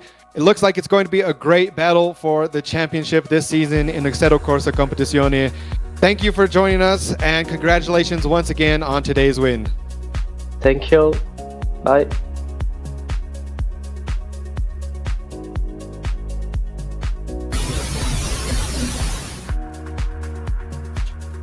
So there you could hear it from the man himself, Simone Seminara, winning the inaugural ACC AMX 5 race of the season. The pressure was put on, and just like he mentioned from us too, it was great going on back and forth between him and Gael Valero, with Simone Seminara able to best Gael. So don't go anywhere though, guys, because just like that, we do have a second race coming up for today. We will be back in iRacing, another AMX 5 race going on. So we will be out in the GT4 cars as well. Amir, last time we had the GT4 cars, it was absolutely great too. So we'll see what drivers came in today. Is there anything that you're hoping to see, a preview before we go to our commercial break? I would just say that, well, it's going to be just the usual frenetic action, isn't it? We're not going to put out any predictions. Let's just let the action happen as it is and we'll call it. I couldn't agree more. So once again, everyone watching, make sure you stay tuned. Follow all of our social medias that are on the screen, as well as head over to amxrace.com to get the full schedule and hop in these races if you want to come get in on the action. But we will be back in a few minutes with the GT4 cars in iRacing, so don't go anywhere. We will be back shortly.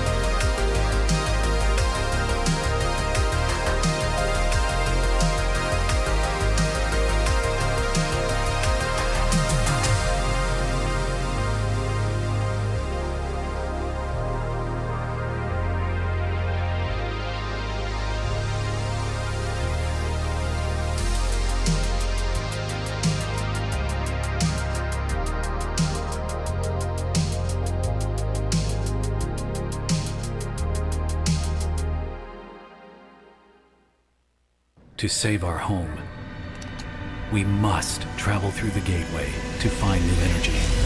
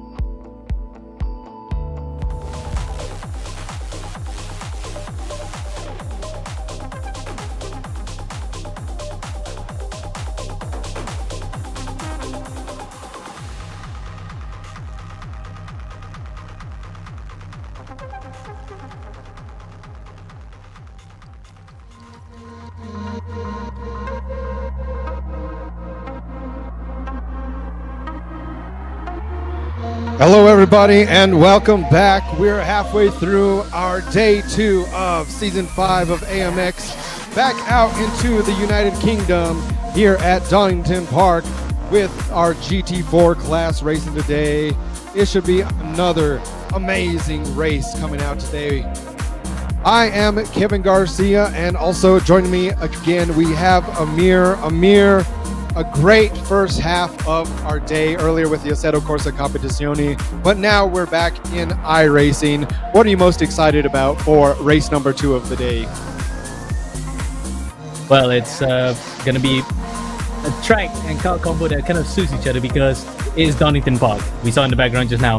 Donington Park, one of those historic circuits located out in the Lancashire countryside. It's fast flowing, but with a bit of a tricky final sector where you could really differentiate which cars have good mechanical grip versus aerodynamic grip, and the drivers in between who can control it better. It's just a good combination for good racing here, Kevin. I couldn't agree more. Great car combination for this track, like you mentioned. Also today, going on in real life, they did have the British GT Championship was going on at Donington Park. So those little bit different, a little bit faster GT cars than what we're racing out here today. But nonetheless, that race was also amazing. But for all of those of you tuning in to the stream, make sure to follow all of our social medias, all on the screen, as well as over to our website at amxrace.com. Get the full schedule and all of our info there. But right now, before we get into qualifying and checking in on our drivers, we're going to let you know of a few changes that are going on in this season, season 5 of the AMX Global World Championship, as we get that beautiful aerial shot of Donington Park. So right now, like I mentioned, we are in season 5, the AMX Sim Racing World Championship. We started yesterday, May 25th, and we're going all the way through to August 18th with a season prize pool of $15,000 on the line, as well as next level racing gear. So the format for AMX 5 and iRacing is as follows. We have our 20-minute qualifier that will go into a top 15 reverse grid, and then heats number 1 and 2 will be 20 minutes each, with another top 15 reverse grid going into heat number 2. So that is very similar to last season's AMX 10 races with the race format. I know a lot of people really love it. It makes for some great battles. For those of you that are participating, driver cams are required. You can join via the link on the AMX Discord or head over to our website. For the payouts, drivers will get paid out every $100 each month once they do hit that $100 threshold. So once you hit that $100, expect to see that money heading your way. Race days are now Saturday and Sunday for season 5. We will be here every single weekend. Like I mentioned, head over to amxrace.com to get the full schedule or to sign up to get here in these races. Have some great racing for season 5 coming up. The schedule, still Saturdays and Sundays, we will be starting at 5:50 p.m. Expect AMX 5 races starting there, and then another AMX 5 race following at 7:20 p.m. But the one change for this season, we do have every other week. We will have AMX 0 and AMX 20 races on Sunday. AMX 0 starting at the usual 5:50 p.m., followed by AMX 20 at 7 o'clock p.m. So that AMX 20 being a new event, a new class this season, should also introduce some interesting racing as well. A little bit of a different format going on for those, but the times will be similar every single weekend.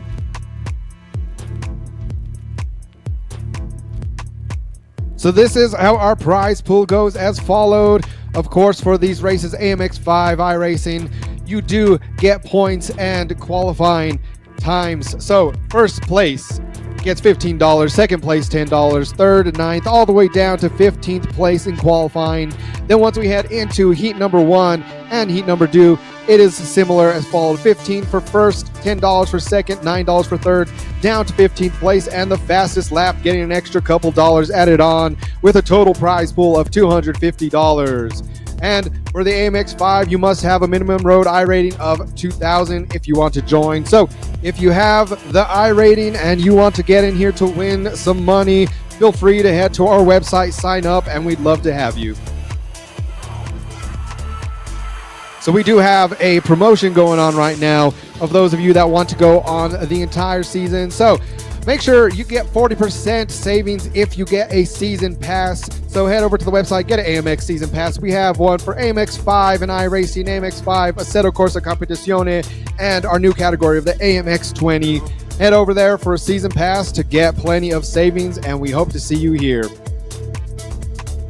But now, like we said, we're out here at Donington Park Raceway. Amir, this is an absolute great racetrack. Tell the folks at home a little bit more about what we got going on out here. Yep, as you can see, the beautiful overhead shots though. That middle part of the circuit, you might say there's a bit of a dirt area. In actuality, it was meant to be an extension of the circuit to host the British Grand Prix, but unfortunately those plans fell through almost 14 years ago now, so that's a long time ago in that relation to how the plans went.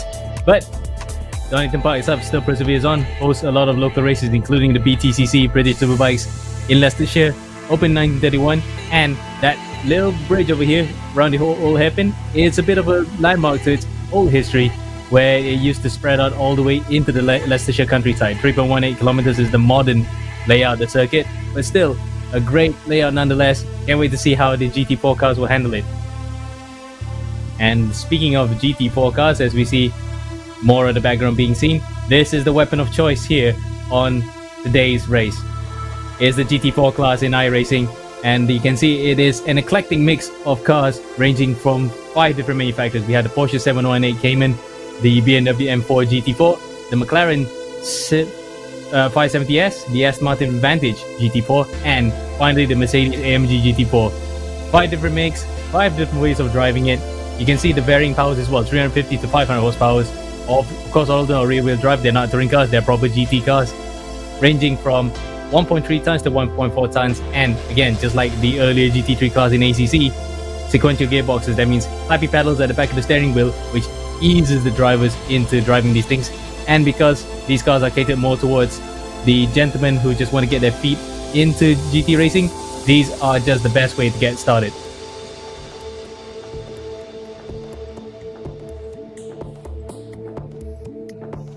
So your great car and track combination, like we mentioned earlier. It's going to be a good one today. I know that for sure. We have a great grid stacking up out here already in qualifying. So now we're going to check in on our drivers very, very soon. See how they're doing in qualifying. I noticed already we had a great race one, like we mentioned earlier, in Assetto Corsa Competizione.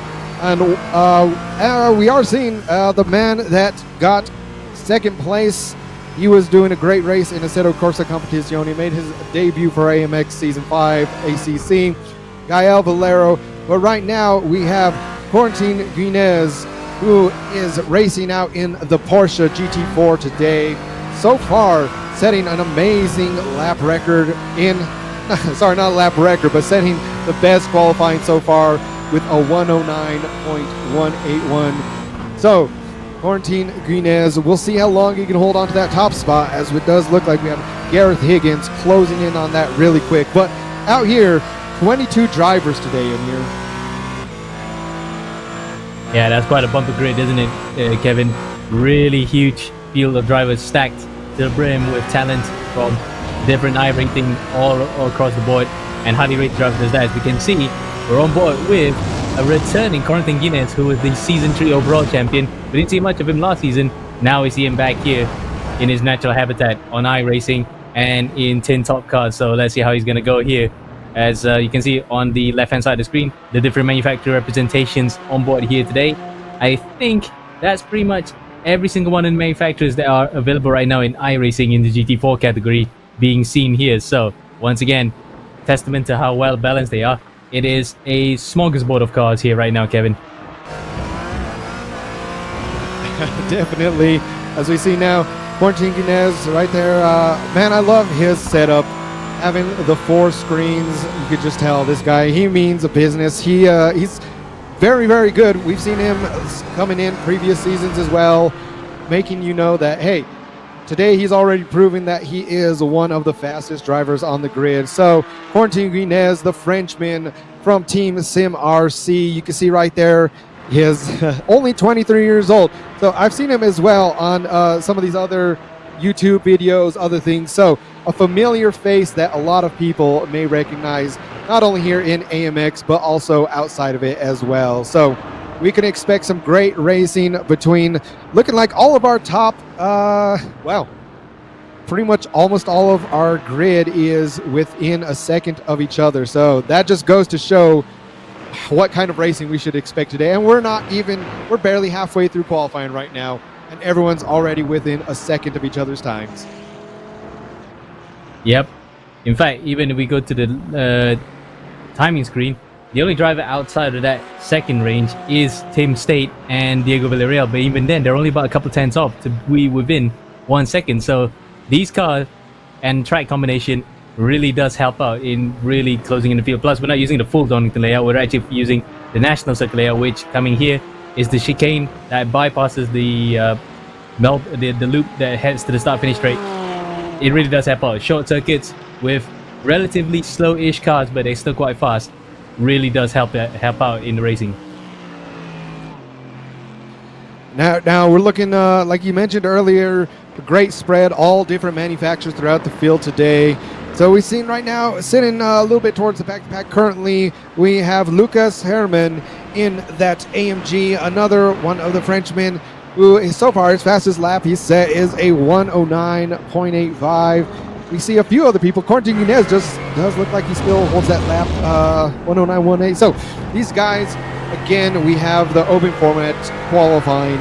So very typical that we've seen a lot of here. We'll see if these guys have enough speed to really have a draft be a difference, as we can see right now going on to this long stretch before turning in. So that's the one thing that I always love. It always makes it super, super interesting. And you can tell when the drivers are really working together right here to kind of everyone benefits from better lap times when they're able to work together just a little bit during these qualifying sessions. As we see Herman able to get a better lap, bumping him up into 11th place right now with a 109.693. Yeah, drafts can be really useful, especially when you have a teammate up in front to punch the hole through the air. But it can also be a detriment if you're too close to that set teammate and you will trip each other up. So Herman there was just thankful that the guy in front giving him the draft was really beneficial in punching the hole through the air for him and didn't hold him up. As you can see what those little bars mean at the bottom of the screen. Yellow means no time improvement. Greens mean personal best. That means that the drivers are actually going faster than previously, while the purple is the overall fastest. And so far, at least, the two drivers we have on screen is Sende, Blainat. Now we have Soriano on board. Only Soriano is setting personal best right now and comes across the line. That may be an improvement for him. Yes, it is. He's up to P7. But purples, not yet.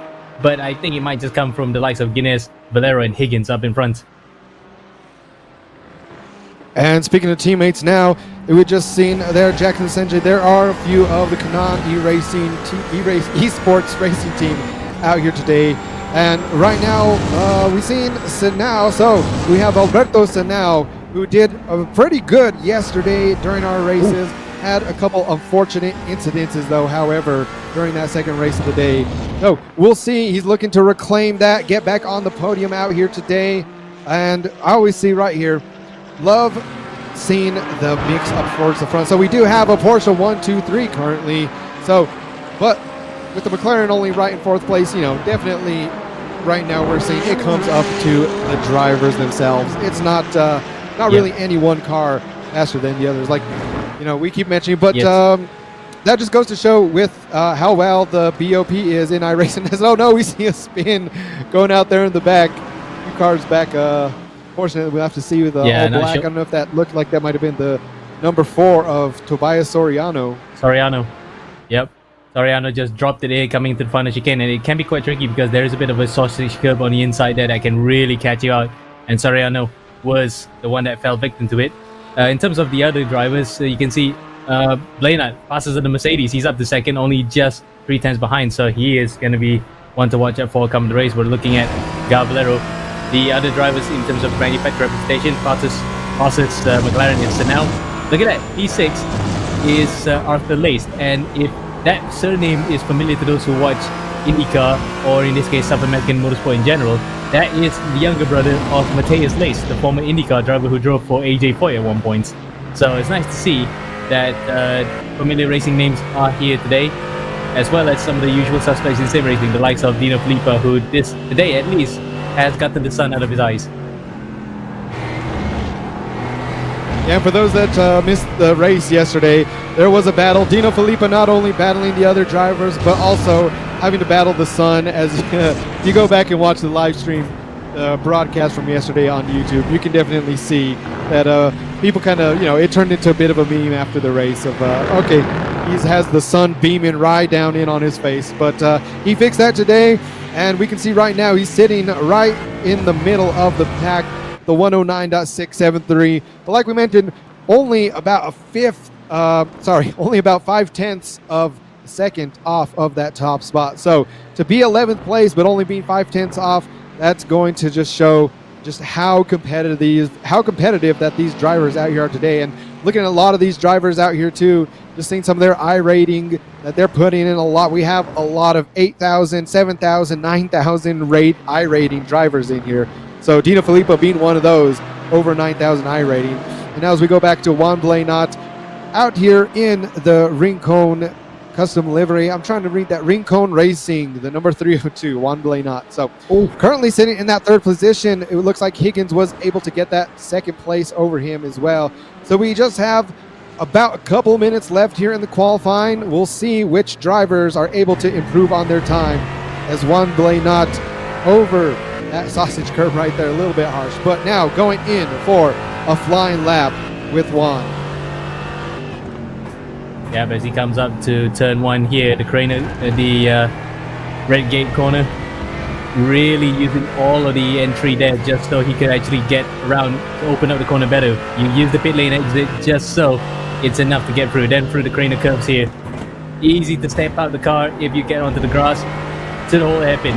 Second gear, or even third, depending on the car, just getting it out, twisting it through the corner easily.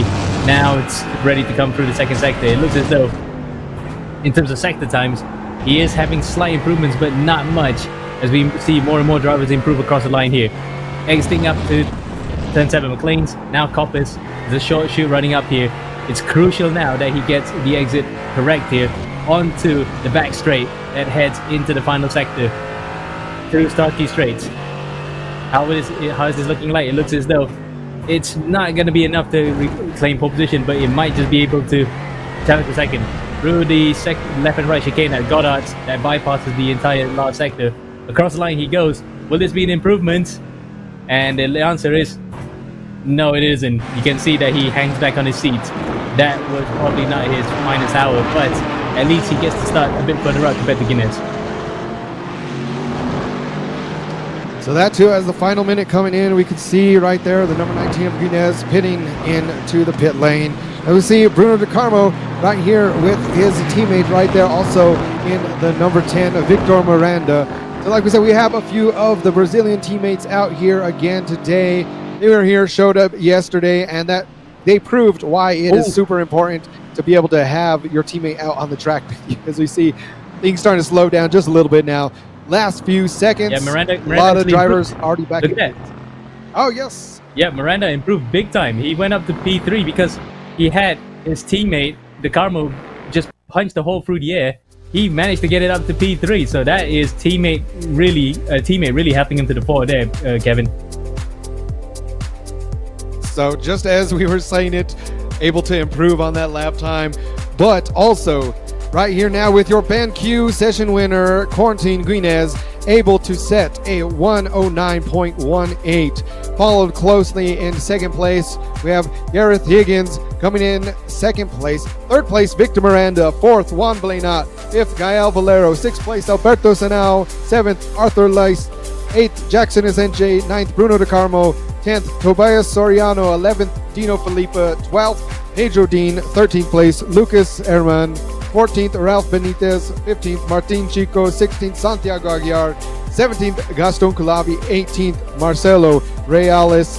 And then following those drivers as well, keep in mind, only the top 15 are getting the reverse grid. So those 16th place and lower, unfortunately, will still be at the back of the pack. But coming 19th, Pablo Mercerat, Peter Zuba, Diego Villarreal, and then Tim State to round out the order. This is going to be a great one. We've seen a lot of these drivers show up yesterday. They put on some great racing out at Laguna Seca. We had, specifically, that was probably my favorite of the two races that we had yesterday. So we can see what these drivers are able to do out here at Donington Park. Certainly. And it's another one of those classic circuits that we have in iRacing that can really provide some good action. So it's tight, it's twisty in some places, but it's also fast and flowing. It is a great dichotomy when it comes to racing circuit design, but it doesn't get any better than this. It really does put the driver's skill to the test here, Kevin. Oh, absolutely. And now, as we're waiting for the couple last drivers to get on the grid, we're going to have, we'll see, once we get on the outlap too, one thing we've seen a few times last season, and fingers crossed you don't see it happen this season yet on the outlaps. We had a couple times that the drivers got a little bit too bunched up while they're trying to, warm up the tires, get those brakes warmed up. But, hopefully no one runs into each other here. Fingers crossed. It's a pretty, it's a little bit smaller track right here in terms of the width on some of these places. So, but that means that's going to be great for the door-to-door action to see right here up towards in the pink Mercedes, doing the swerve. A lot of people right there getting their tires just a little bit warm. So, moments away from going green out here at Donington Park Raceway. Yep, as you can see, there's been a flipper in between. We got Lucas Herman in the middle of the picture there, and one of the team brothers below as we have the green flag wave. We're off here in Donington Park, Kevin. Awesome. So we see Martin Chico able to pull away right there. Had a great start off the line. Once that pit car was in, man, he's like, I am not holding back. I'm letting everything. And we have a spin out right away. Oh. That looks like Soriano getting spun out, unfortunately for him. But that leaves room for a few other people. Victor Miranda, Corentin Guinez able to go up a couple positions right now. So Corentin Guinez already up 4 through that. Looks like Airman down 1. Pedro Dean up into 3rd position. So already great door-to-door action from all of these drivers, as a lot of them see tons of dust flying out there in the back as well. Yeah, that looks like Aguiar and Tim State possibly also falling victim to that one. But apart from the early skirmishes, the rest of the field comes streaming through. And we have a few more collisions here. That's Felipe getting his elbows out on Jackson Resende there. Talking about collisions, the same thing that we seen last race, or yesterday too as well.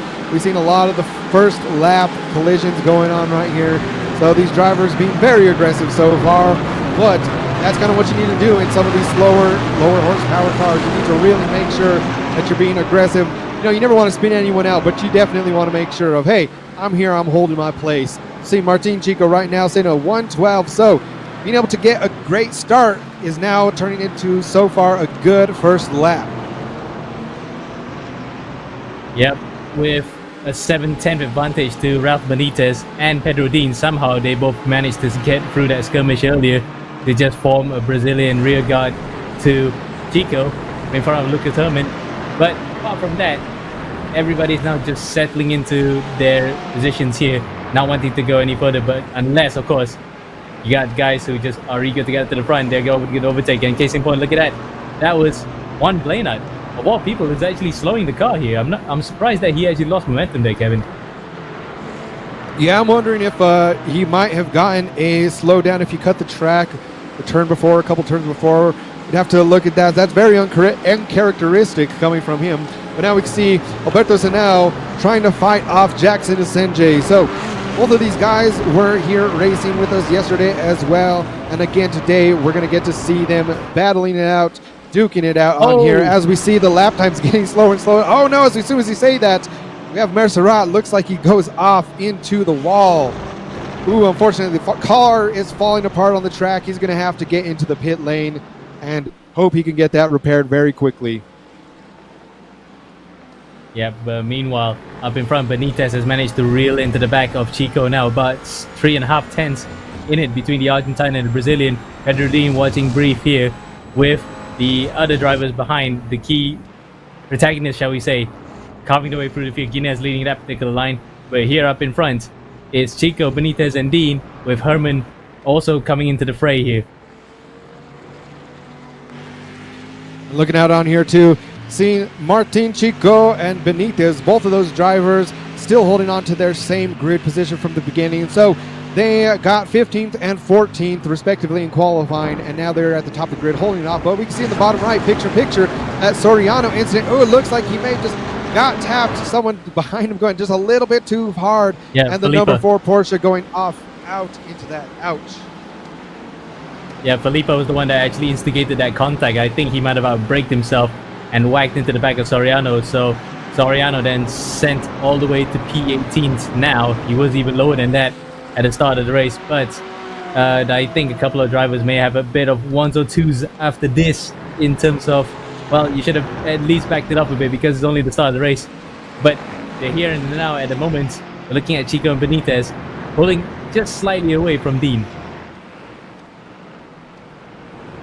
So you can see right now, it looks like only about a 0.3 of a second between Chico and Benitez. So both drivers having a very similar pace around here so far. But that too, Pedro Dean, he is no slouch. The young Brazilian only about a second back, but he is also battling out with Herman closely behind him as well. So we have Pedro Dean. A lot of times we will have both of the Dean brothers in here, but it does look like Pedro Dean we have seen more so far this season. Hopefully we can see both of them racing in here very, very soon. But right now, Herman right on the rear of Pedro Dean. Looking as we go into turn number 1. Is he going to make the move? He does. Will he be able to hold it though? Oh, as there's contact made between Herman and Pedro Dean. Both of them spinning out. Now looking to get back on the track. Unfortunately, that is going to shuffle them all the way back. Yeah, that was a bit of a clumsy move there from Herman because he thought that he had the inside. Dean may have actually held the line there. Just unfortunate that one driver decided to go over-exerting into there and spinning out. Meanwhile, spinning out, there's Aguiar. It looks as though that might have been a bit of lag contact and self-induced over-exuberance that sent him all the way to the back at the old hairpin. So right now we're back on the rear bumper of your leader, Martin Chico, who is still doing a great job defending off Benitez. And that just goes to show right here as well, just the perfect car track combinations that we have. These two, hey, with the reverse grid, they didn't qualify the best, but they are still showing that, you know what, they have absolute great race car. And as soon as I say that, no, we have Martin Chico. Chico heading off the track, getting a little bit loose there, and that's going to put him down all the way back, falling down into 10th position right now. So as soon as we say that, he was doing so well holding on to that first place position, but just any little mistakes are very unforgiving around here. Yeah, he hit the curve again. I did say just now the sausage curves coming through the final 2 corners are some of the worst ever if you actually hit it wrong. And in this particular case, Chico hit it just the right amount of wrong and it sent him into a half spin. You can see him scratching his chin there. He just can't believe it. He had the lead, but now has to play catch up in P12. But if he stays where he is or just drops a couple more positions, he'll have the second bite of the cherry by qualifying on pole. Maybe he can make amends there, but let's see what he can do here from P12. With that incident, that took the pressure off of Benitez, who's now able to secure about a 2.5 second lead over Bruno De Carmo. Well, De Carmo is now currently fighting off Dino Filippa. So you know that they're going to want to try and make that place up, but with these two guys duking it out, we'll have to see as we go. Man, just looking at that from that side view, you can definitely see that sausage curve, just how harsh they are hitting that. So we'll see how many more drivers, if they will fall victim to that curb. But like I was mentioning earlier, right now, Dino Filippa, Sanao, and Bruno De Carmo all battling it out, may just leave room for Benitez to start walking away with the lead. And that's exactly what Benitez will want, because the more they battle, the more time and leeway that they can give to him is what he will be hoping for. But they start working together and the three of them can actually perform a bit of a powerful drive between the Aston, the Mercedes, and the McLaren behind. That will be a bit of a worry for him, but for the time being at least, the cork in the bottle is the Carmo, and whether or not his pace will be enough to translate him catching up to the back of his fellow countrymen. And looking at the timing right now, it does look like Corentin Guinez so far has the fastest lap with a 109.318. So no big surprise coming from Corentin, because we do see him a lot of times, like I mentioned earlier, outside of the AMX races. He also does a lot of track guides on YouTube, different things like that with some of these other drivers. As we see right there, the number 6 of Bruno De Carmo, we have Dino Filippa looking to go to the outside, but De Carmo holding it off, able to defend him as he goes to the inside. Very, very tight line, very close racing. That one could have ended a little bit bad if Filippa had pushed a little bit harder. So as we've seen earlier with another incident on that same exact turn, just how brutal that turn can be. But great defending, great racecraft from these drivers up here up the front of the pack. Yeah, we saw just now that it was Filippa that caused that incident with 57 Soriano. So luckily it was not a second black car that Filippa took out. In this case, it is De Carmo. So De Carmo breathes to fight another lap. Though he is streaking away a bit from Filippa. Filippa's struggling a bit. He's now close to a second behind De Carmo, with Sanao and Guinez breathing on his neck.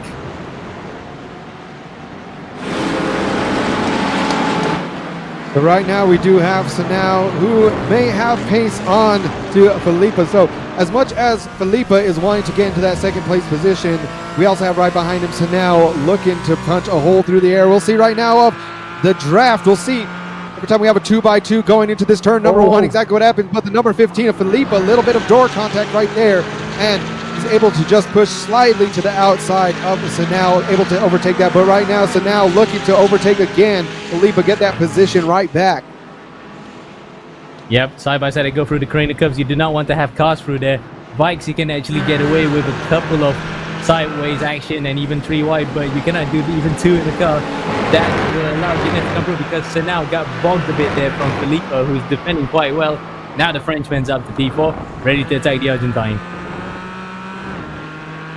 So right now we see on board of the front bumper of Corentin Guinez already up 11 positions from where he was at the start of the race. So like we mentioned earlier, this man, especially in the GT4s, he is a monster out here in the GT4 class, out here with the Porsche Cayman GT4.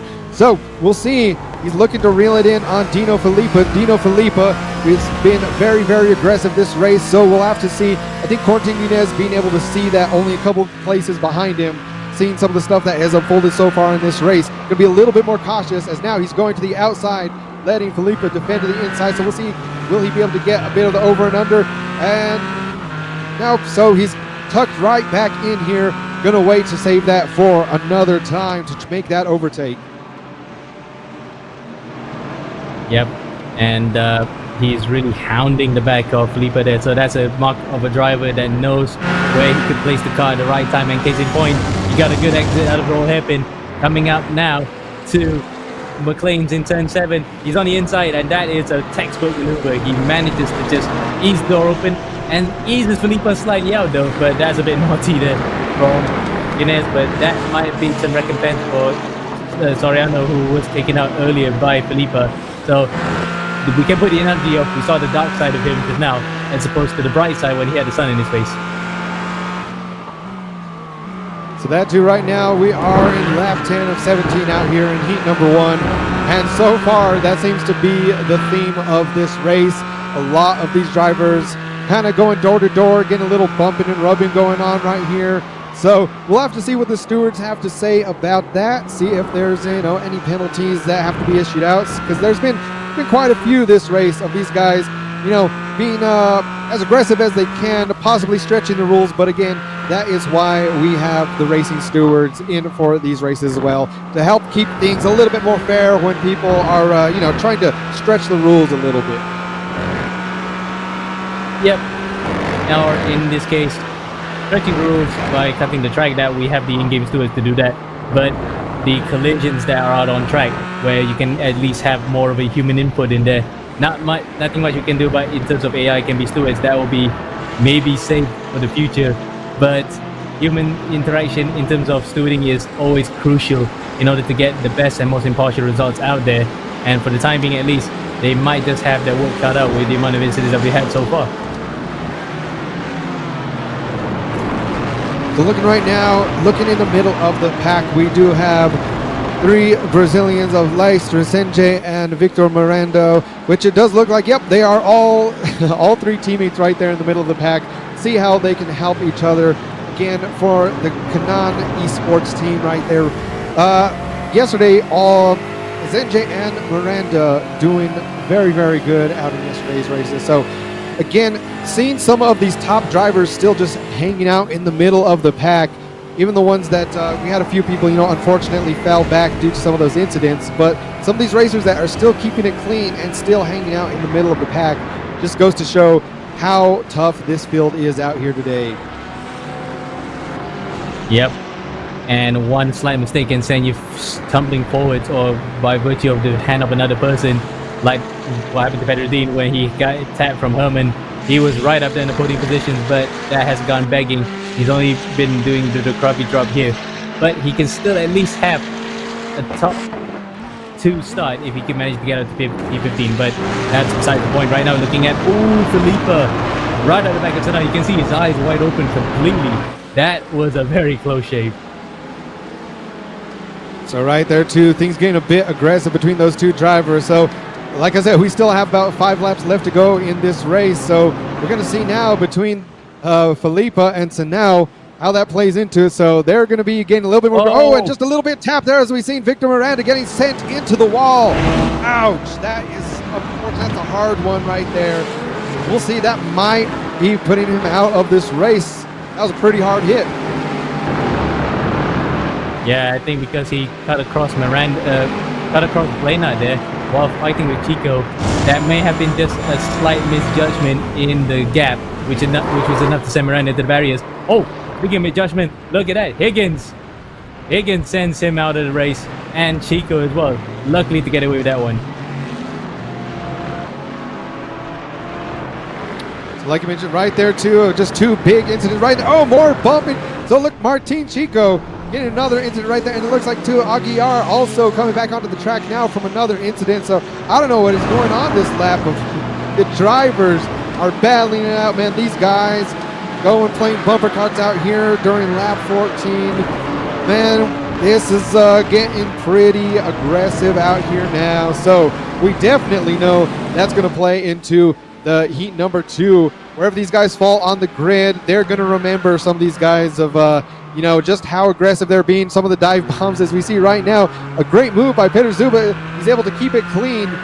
So Peter Zuba right there able to make that pass. So man, these drivers, this is things are heating up. Like I said, right now lap 14 of 17. We'll see how much more this grid changes to these last few laps.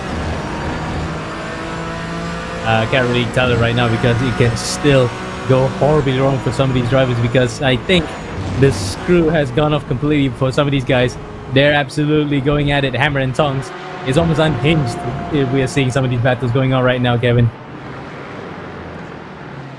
So what started off as a simple race between gentlemen has now turned into an all-out war out here at race number 2 of AMX Season 5. So these guys we see now a few spots being changed again. Herman able to go up another position. But right now, going back to our leaders, we still have Benitez holding on to that first place with a gap of about a little less than 2.5 seconds between him and Bruno De Carmo. De Carmo trying to hold off Corentin Guinness in that 2nd and 3rd place positions. So we'll see they have a few more laps. Is Corentin able to make it? He's already up 12 positions from the start of this race. We'll have to wait and see. Corentin Guinness, we know that he has the pace in him. You can see there in the Sector 1, just a little bit faster than both Bruno De Carmo and Benitez. So Benitez have enough of a gap to hold on for these next couple laps. We'll just have to wait and see as the 2 behind him right now slowly catching up. We see right there with the inside move taking a peek is Corentin Guinness inside of De Carmo. So the moves right here, Corentin Guinness able to finally get that overtake, looking into 2nd position. Oh, that is an absolutely brilliant camera shot, isn't it? You can see the speed difference as the camera closes in. How Guinness got a good exit coming out of Coppice onto that back straight. Really did him a world of good and managed to make the move stick. So right now, Corentin Guinness up 13 positions. now we'll see he has his sights set on Benitez. So we see trying to get a little bit of a space, a little bit of a gap between himself and Bruno De Carmo. But De Carmo right there, as we see in the bottom right incident with Victor Miranda that we seen earlier. So it does look like he just did get slightly tapped, and oh no, right there's another car they had to cross in front of, ends up getting spun and out into the wall. Unfortunately, that put him way back down. He's currently sitting in 19th position. Yeah, that was actually Gal Valero in between there, but he was just basically just a bystander in that particular instance. He had nothing to do with the incident. It was just Blanart and Miranda going at it hammer and tongs, but in the end both of them got it completely wrong. Miranda though was the biggest loser of all that. He got shafted completely to P19. Blanart luckily to walk away that one and still staying in top 10. And right now we have the white flag flying out here for heat number 1 of race 4 AMX 5. And the leading order is Benitez, Guinez, and Bruno De Carmo. So, like we said, Quentin Guinez able to slightly close in that gap between him and first place. But we'll have to see if that'll be enough with only one lap left. It'll be up to Guinez to stay on pace, stay as fast as he can, even though Bruno De Carmo is still on his tail. So, as long as Benitez able to not make a mistake here in this final lap, he may have this victory in the bag. Well, let's hope we didn't jinx it there, because he still has about another 1.5 kilometers left to go.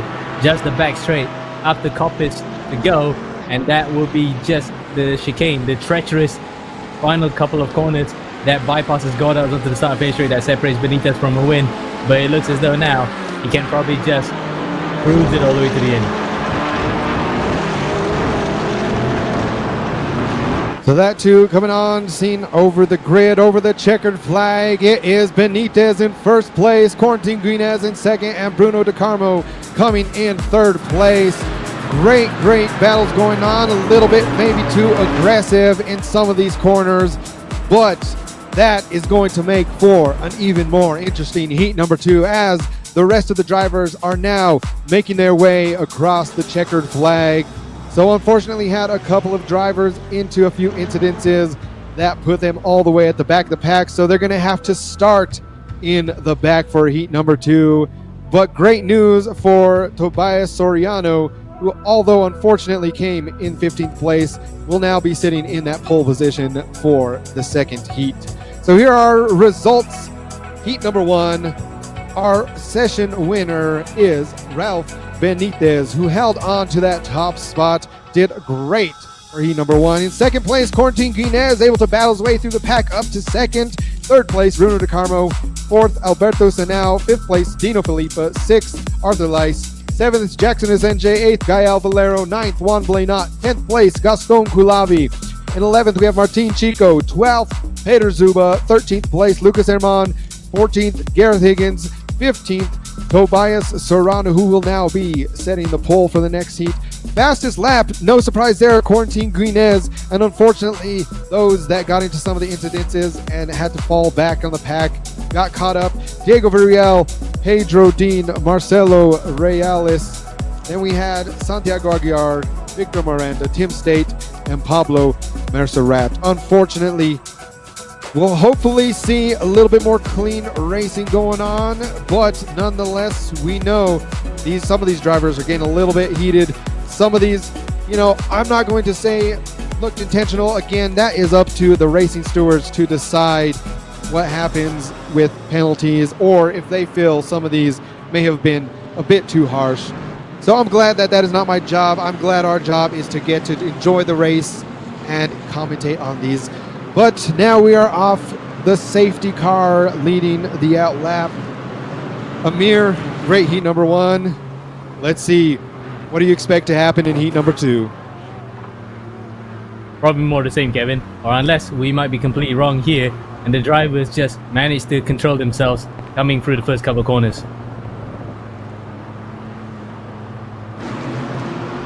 So right now we have the safety car going off, and we'll have the number 36 car going off. So we have Toby Soriano and Gareth Higgins.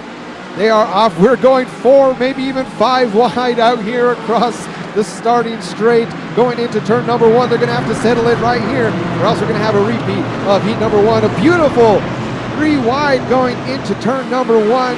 How did no one come out of that? How did everyone come out of that unscathed? That was an absolutely great shot. We're going to have to get a Gonna have to put that up on a poster later on, having 3 cars wide. But as soon as we say that, out in the background, it looks like there may have been some contact, a few cars spinning out. Right now we have Aguiar going all the way across the grass. He's saying, all right, I just have to make sure, get it back on. We see Reales Mercerat, Tim State back behind that as well. So a little bit of a drama going on in the back of the pack right now. Yep. I think we probably need to hold it off a few corners more, because I did say hopefully they can get it through the first couple of corners safely. But after that, it just slight hell broke loose. But apart from that, everybody else has gotten through it safely as we end the first lap here. So right now, a lot of the drivers going 2 by 2 as we're about almost nearly all the way through lap number 1. So, like we said, we mentioned that we kind of expected to see what happened in the first heat to happen in the second heat.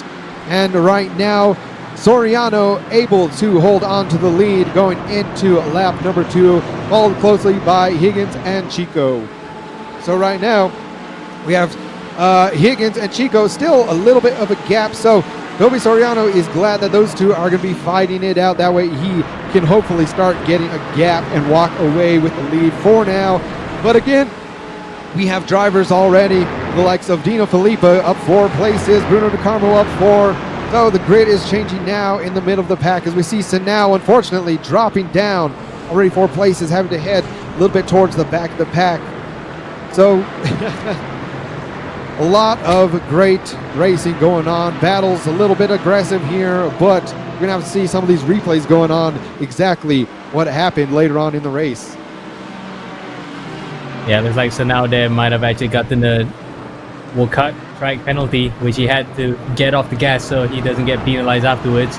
But apart from that, oh, that Gina is really jumping on the sausage curve. The car went literally a couple of inches up in the air for a second. Maybe the way that it's set up by default was a little bit too stiff, but Guinness walks away that one. That's up in front. While Soriano and Higgins actually are getting away from Herman. Herman's now looking to his rear then. Chico. Well, in fact, he's actually gotten in front of Chico. That's actually a move that we saw. We didn't get to see out of our sights. He actually got in front of Chico with Zuba now closely following in P5. We look at Santiago Aguiar, who managed to crash cut his way through the old hairpin and managed to rejoin the track without hitting anybody. But behind, this is Guinness, one of the guys who was up on the podium in heat number 1, gets it up to the P10 after dispatching Gaston Kohavi with relative ease. Right now, we have great battle going on for 9th place between Jackson Asenge and Corentin Guinez. And as we see some of the drivers flashing their lights a little bit, technically you're not supposed to be doing that to distract the drivers, but hey, you can't let them to do that to know, hey, move out of the way, I'm coming, whether they're a faster driver or just trying to let them know, hey man, I'm right here in your rear view, you better watch out for me. But right now, as we go back to the front of the pack, you see Martin Chico able to hold off in that 3rd place over Herman. Oh no, another spin right there. It looks like Herman, as soon as I said that, the battle going on up front for that 3rd place position. Unfortunately, now following back down in the order, that turn has taken a lot of victims out here today.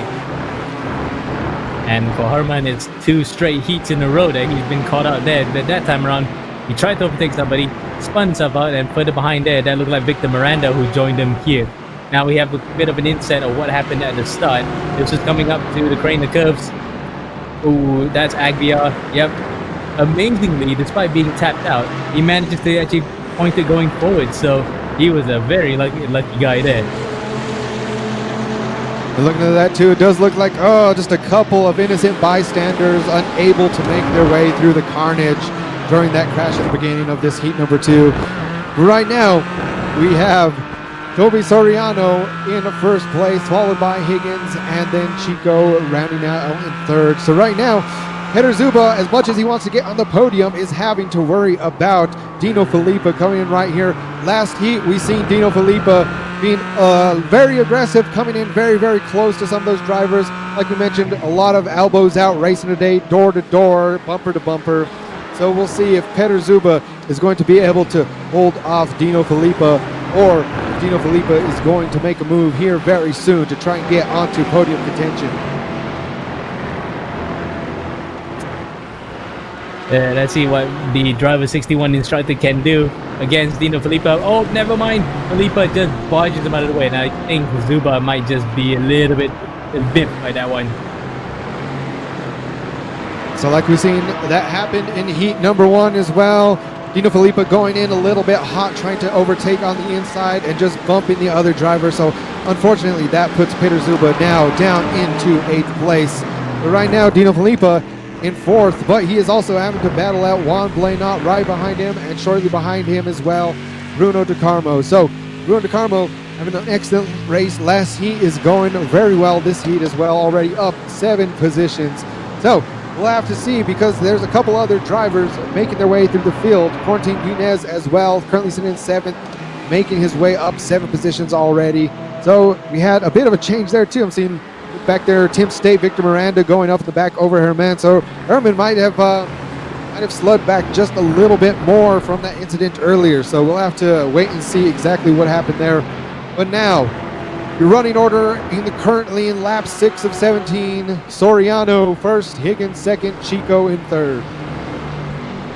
As you can see, the replay there, he tried to dive in on the inside of Chico rather than going closely behind. And unfortunately, a bit of a over-optimistic move sends him to the back as other drivers tried to avoid. There is Victor Miranda, who was probably tapped out himself into the gravel trap coming out Redgate. And, well, that kind of puts paid to any kind of positive point scoring position for Herman, isn't it? He has to at least salvage some pride here by trying to finish at least in the top 15.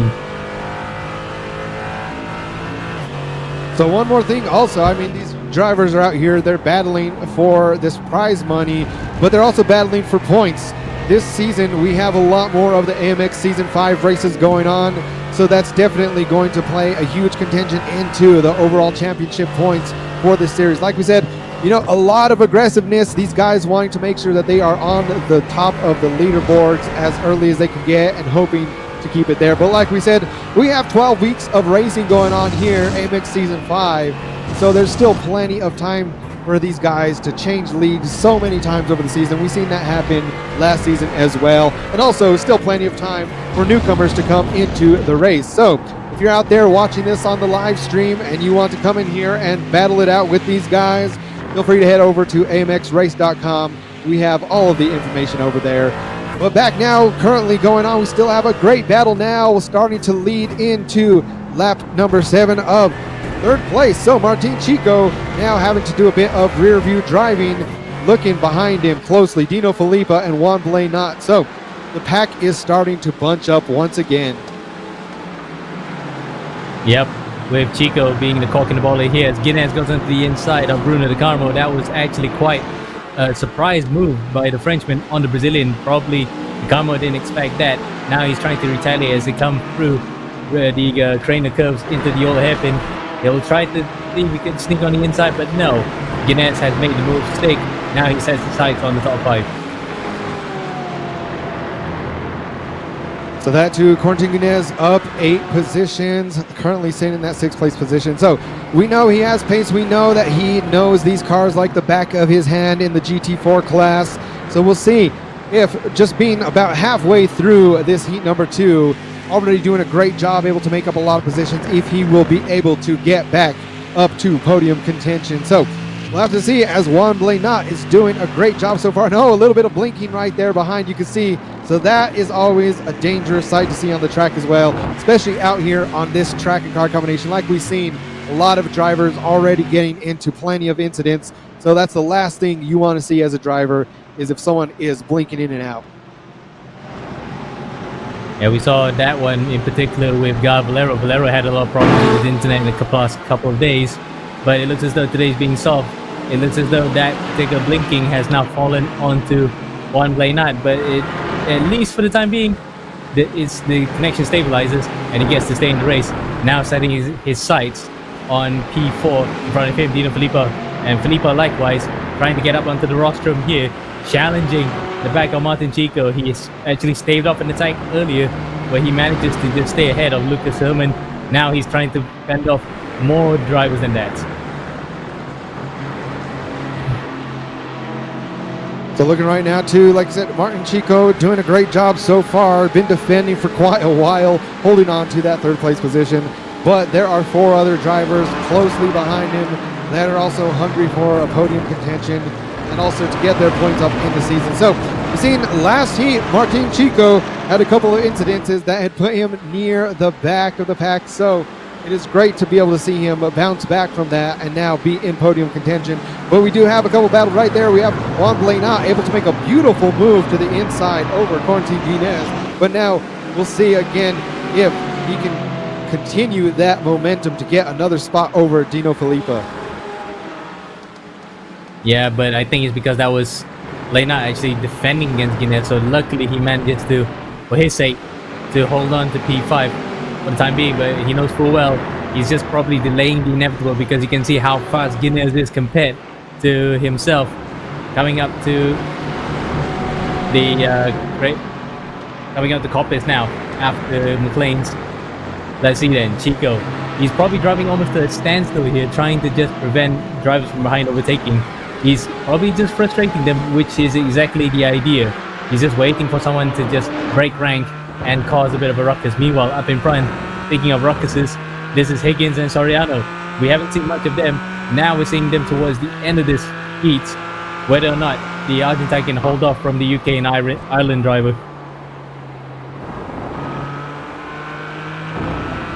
So right now, like we said, a little bit over halfway between these 2 races that we have.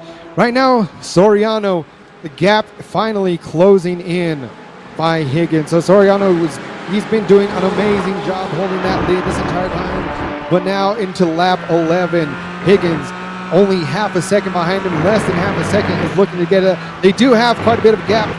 So currently 4.2 seconds between Higgins in second and Chico in third. So they may not have to worry about that, but we have 2 battles going on, one for the lead and one for P3, as you can see picture down there in the bottom right of the screen. But Higgins right now does have a little bit faster pace than Soriano, so we'll have to see, can he pull this off, pull out a win these last few laps and overtake, have the upset over Soriano. We'll just have to wait and see, as both of these drivers still in their same positions from the starting grid. Yep, and you can see the spread of manufacturers on the side as well. Porsche 1-2 with Mercedes 3-4-5. Best of the Aston Martins is the Carmel in 7th, while Sanao is the best of the McLarens in P9. No BMWs here today, unfortunately, because probably the BMWs at this point in time, BOP-wise, is not the best. On board with Gareth Higgins, you can see the look of steely determination on his eyes. He's got P1 in his sights after what we can simply say, fluffing his lines towards the end of the first heat. Now he has a win on the cards.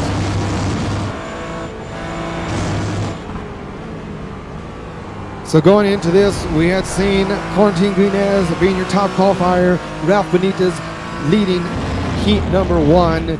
So we're going to have to see, is it going to be Soriano or Higgins, or are they going to be battling it out into the point where that gives room for Martin Chico and the rest of the pack behind them to finally catch up?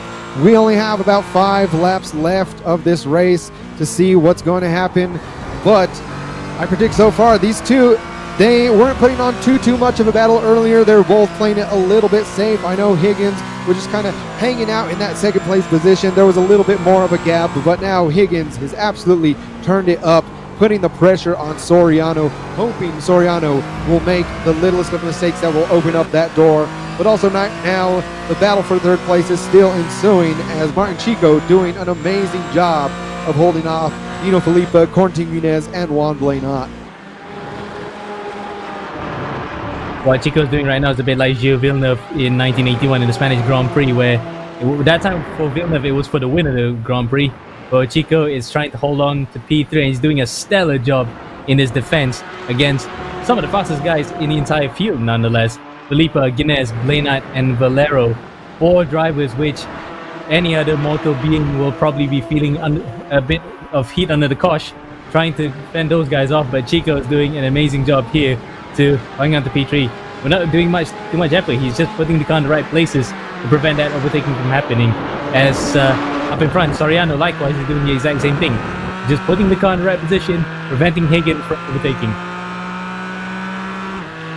Right now, going back to the leaders, just to keep in mind for everyone watching as well, Higgins did come in second in the qualifying results, so we absolutely know he is laser fast around this track, whereas Soriano, he's still been doing an absolutely amazing job at defending. So that just goes to show, you know, as much as outright pace is a huge factor, also being a good defender or being able to not make any mistakes plays probably an even bigger role when you have these kinds of battles right here. So Soriano still not giving room, not giving the opportunity for Higgins to do it, but Higgins is very, very constantly on that rear bumper, less than 0.2 of a second now, going into lap 14 of 17. So we have about 3 more laps, just a little over 3 laps for him to make a move, and I expect him to do it very, very soon. I know they can see, even though there still is a gap, it is slowly closing behind him. So I know Martin Chico right now is probably more worried about defending his podium position for third rather than he's worried about catching it back up to the leaders. So we'll have to see what happens there as well with the leaders and the battle for third place as we ensue into lap number 15 in heat number 2. You can see Guinness there flashing his lights at Miranda. Miranda probably going to the outer extremities of the circuit and then some to hold on to P4, because he is under as much pressure as he is trying to pressure Chico in P3. So really then, Chico's defense job has actually caught it more than just a few drivers behind. It's now a whole gaggle. There's about 6 drivers from himself all the way to the car mode behind. There we go. That's the battle for P3, 4, 5, 6, 7, and 8 for the final position on the rostrum. If he pulls this off, we really definitely need to get an interview with him, how his defensive job has paid off big time. And we see right here too, Corentin Guinez still holding the fastest lap of this session. So he was number 1 in qualifying, and he's been fastest lap so far, heat number 1 and heat number 2. So he knows he may be getting a little bit frustrated, a little bit impatient right now that we're coming into the last couple of laps, because he sees he has faster pace than the drivers right out in front of him. But he knows he not only has to overtake Felipa, but he has to overtake Chico as well to get back onto the podium. So I'm sure as much as you want to try to be patient, he also knows the time is running out. I have to make a move now if I want to do it. But at the same time, he's been very close by from Dino Felipa, seeing Dino Felipa being a very, very aggressive driver this race day. So I mean, not to say that these drivers aren't aggressive at other times, but definitely in these slower, lower horsepower vehicles compared to something like the GT3s, they know they could get away with just a little bit more. Getting away a bit more and then some, but if they were in TCL, they get away with a lot more, especially given the fact that those things just allow for more contact than being front wheel drive. The moment you send it sideways, you can just full throttle it and the car just straightens itself out. So these cars, you can get away with a lot, but probably don't try to overexert too much, otherwise you'll end up being sent the wrong way around. As we come out now to the final lap, Soriano manages to hold on to first place in front of Higgins. Likewise, Chico's managed to hold on to P3, and with Guinness fighting Felipa, this might be a chance for him to even hold on to the podium even more so. So right now, Corentin Guinez in 4th place, looking to go into 3rd. He's looking for that overtake over Dino Felipa. So white flag's flying. Oh, and a little bit of a bump right there. Let me know, hey man, I am right here and I'm coming for that 3rd place position. So Dino Felipa holding on to 3rd, Corentin Guinez right there, but also Felipa looking to get into that 2nd place position as Soriano walks away. Right now has a 4-second lead over Martin Chico. What happened to Higgins? He might have disconnected coming into the final lap here, but Higgins, who was up to 2nd and pressuring Soriano for the win, now has actually opened the door for an Argentine 1-2-3. Soriano, Chico, and Felipe will be holding the flag up high here. They'll be loving to make it a 1-2-3, unless of course Guinness has any other plans to spoil that particular party. So right now we're coming into the final couple of turns. It's now or never as Soriano gets the checkered flag. Big congratulations to him as we see also Martin Chico, Dino Felipa, Corentin Guinez So, like you mentioned, that is the Argentinian 1, 2, 3 first, second, third place in this heat number 2.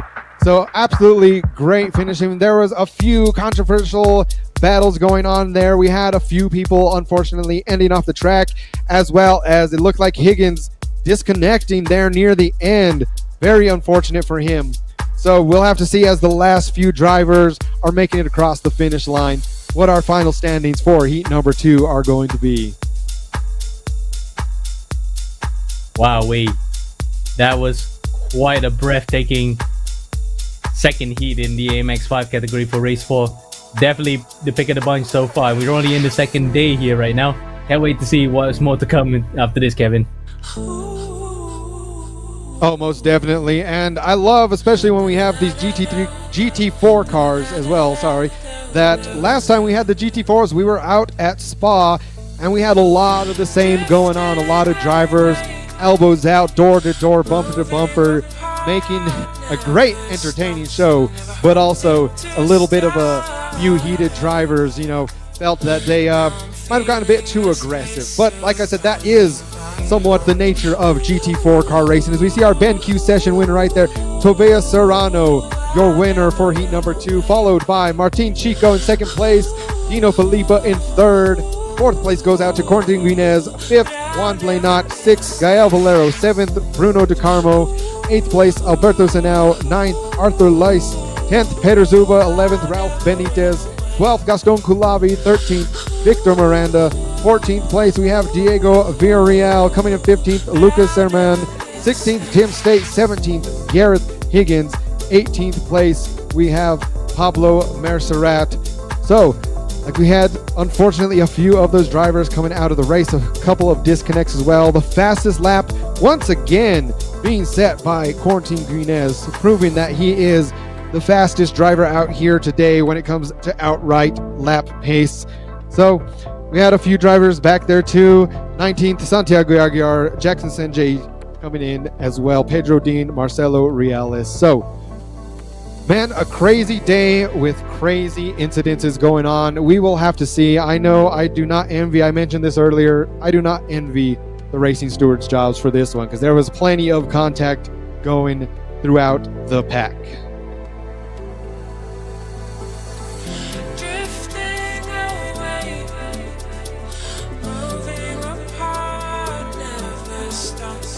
So, a great race number 1 going with Aceto Corsa Competizione, and now a great race number 2 here in the second day of our inaugural weekend for AMX Season 5, AMX World Championship, should I say. But I just love seeing these battles, especially like we had yesterday, TCR cars, great battles going on today, the GT4 cars. So a lot of these cars where there's close battles, close driving the entire time. Amir, what was your highlight of this entire second race? Has to be Chico's defense for second place. It was at one time third, became second because of Higgins' disconnect. He really drove a superb defensive job because he didn't have to do much. He only needed to just place the car in the right places and just force the other drivers behind to get creative in overtaking him, and they still can do it because Chico, again, just did the right thing every single time, and he well and truly deserved his second place in heat number 2. Absolutely, and that too, looking back too, so we had Corentin Guinez was putting on quite a show, as well as Dino Felipa there, so a lot of these drivers making their way through the pack, up a lot of positions, and a lot of drivers that hopefully are able to rebound once we come back next weekend from some of these incidences. So a lot of the drivers that we know are very fast and show really good pace, unfortunately got taken out pretty early on.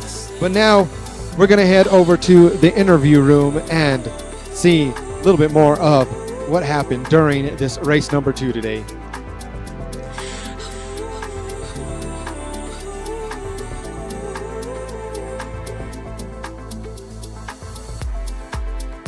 We're joined right now with Dino Felipa. Dino, there was a lot of good battles going on there, a lot of back and forth. What was going through your mind whenever we had, some of these bumping back and forth between a lot of the drivers? Hello, Kevin. Yes, races are really crazy. I don't have the good pace, the podium pace, but I try to defend all the race and keep maintain the first places, and well, I have the podium on the final laps. So I'm sure that too. Very proud to see the Argentina first, second, third in that heat number 2. So that was really good. We always see, it's always great, out here we've seen a lot of all of the South American drivers really showing up and showing just how great of sim racers everyone is. So third place going into that, what was your thought when you seen I believe it was Higgins that he disconnected and that left open room to go into third place? Yes, I didn't see the disconnect. I see I was on third place. I think before the last turn, I see, okay, I am on the third place. But yes, I try to defend the other guys, and I always put the focus on my race, and don't push too much the focus on the relative. Awesome. Well, thank you again, and congratulations on that third place finish now in that heat number 2 as well. We hope to see you back next week. Is there any cars or tracks that you're really looking forward to this season? Yes, I liked I think all the cars. I struggle a little on here, but with a good track for me, I think I can make really good races. But I think my best cars are GT3 and Porsche Cup. Okay, awesome. Well, once again, congratulations. Thank you for coming out today, and we hope to see you back next weekend. Okay, bye.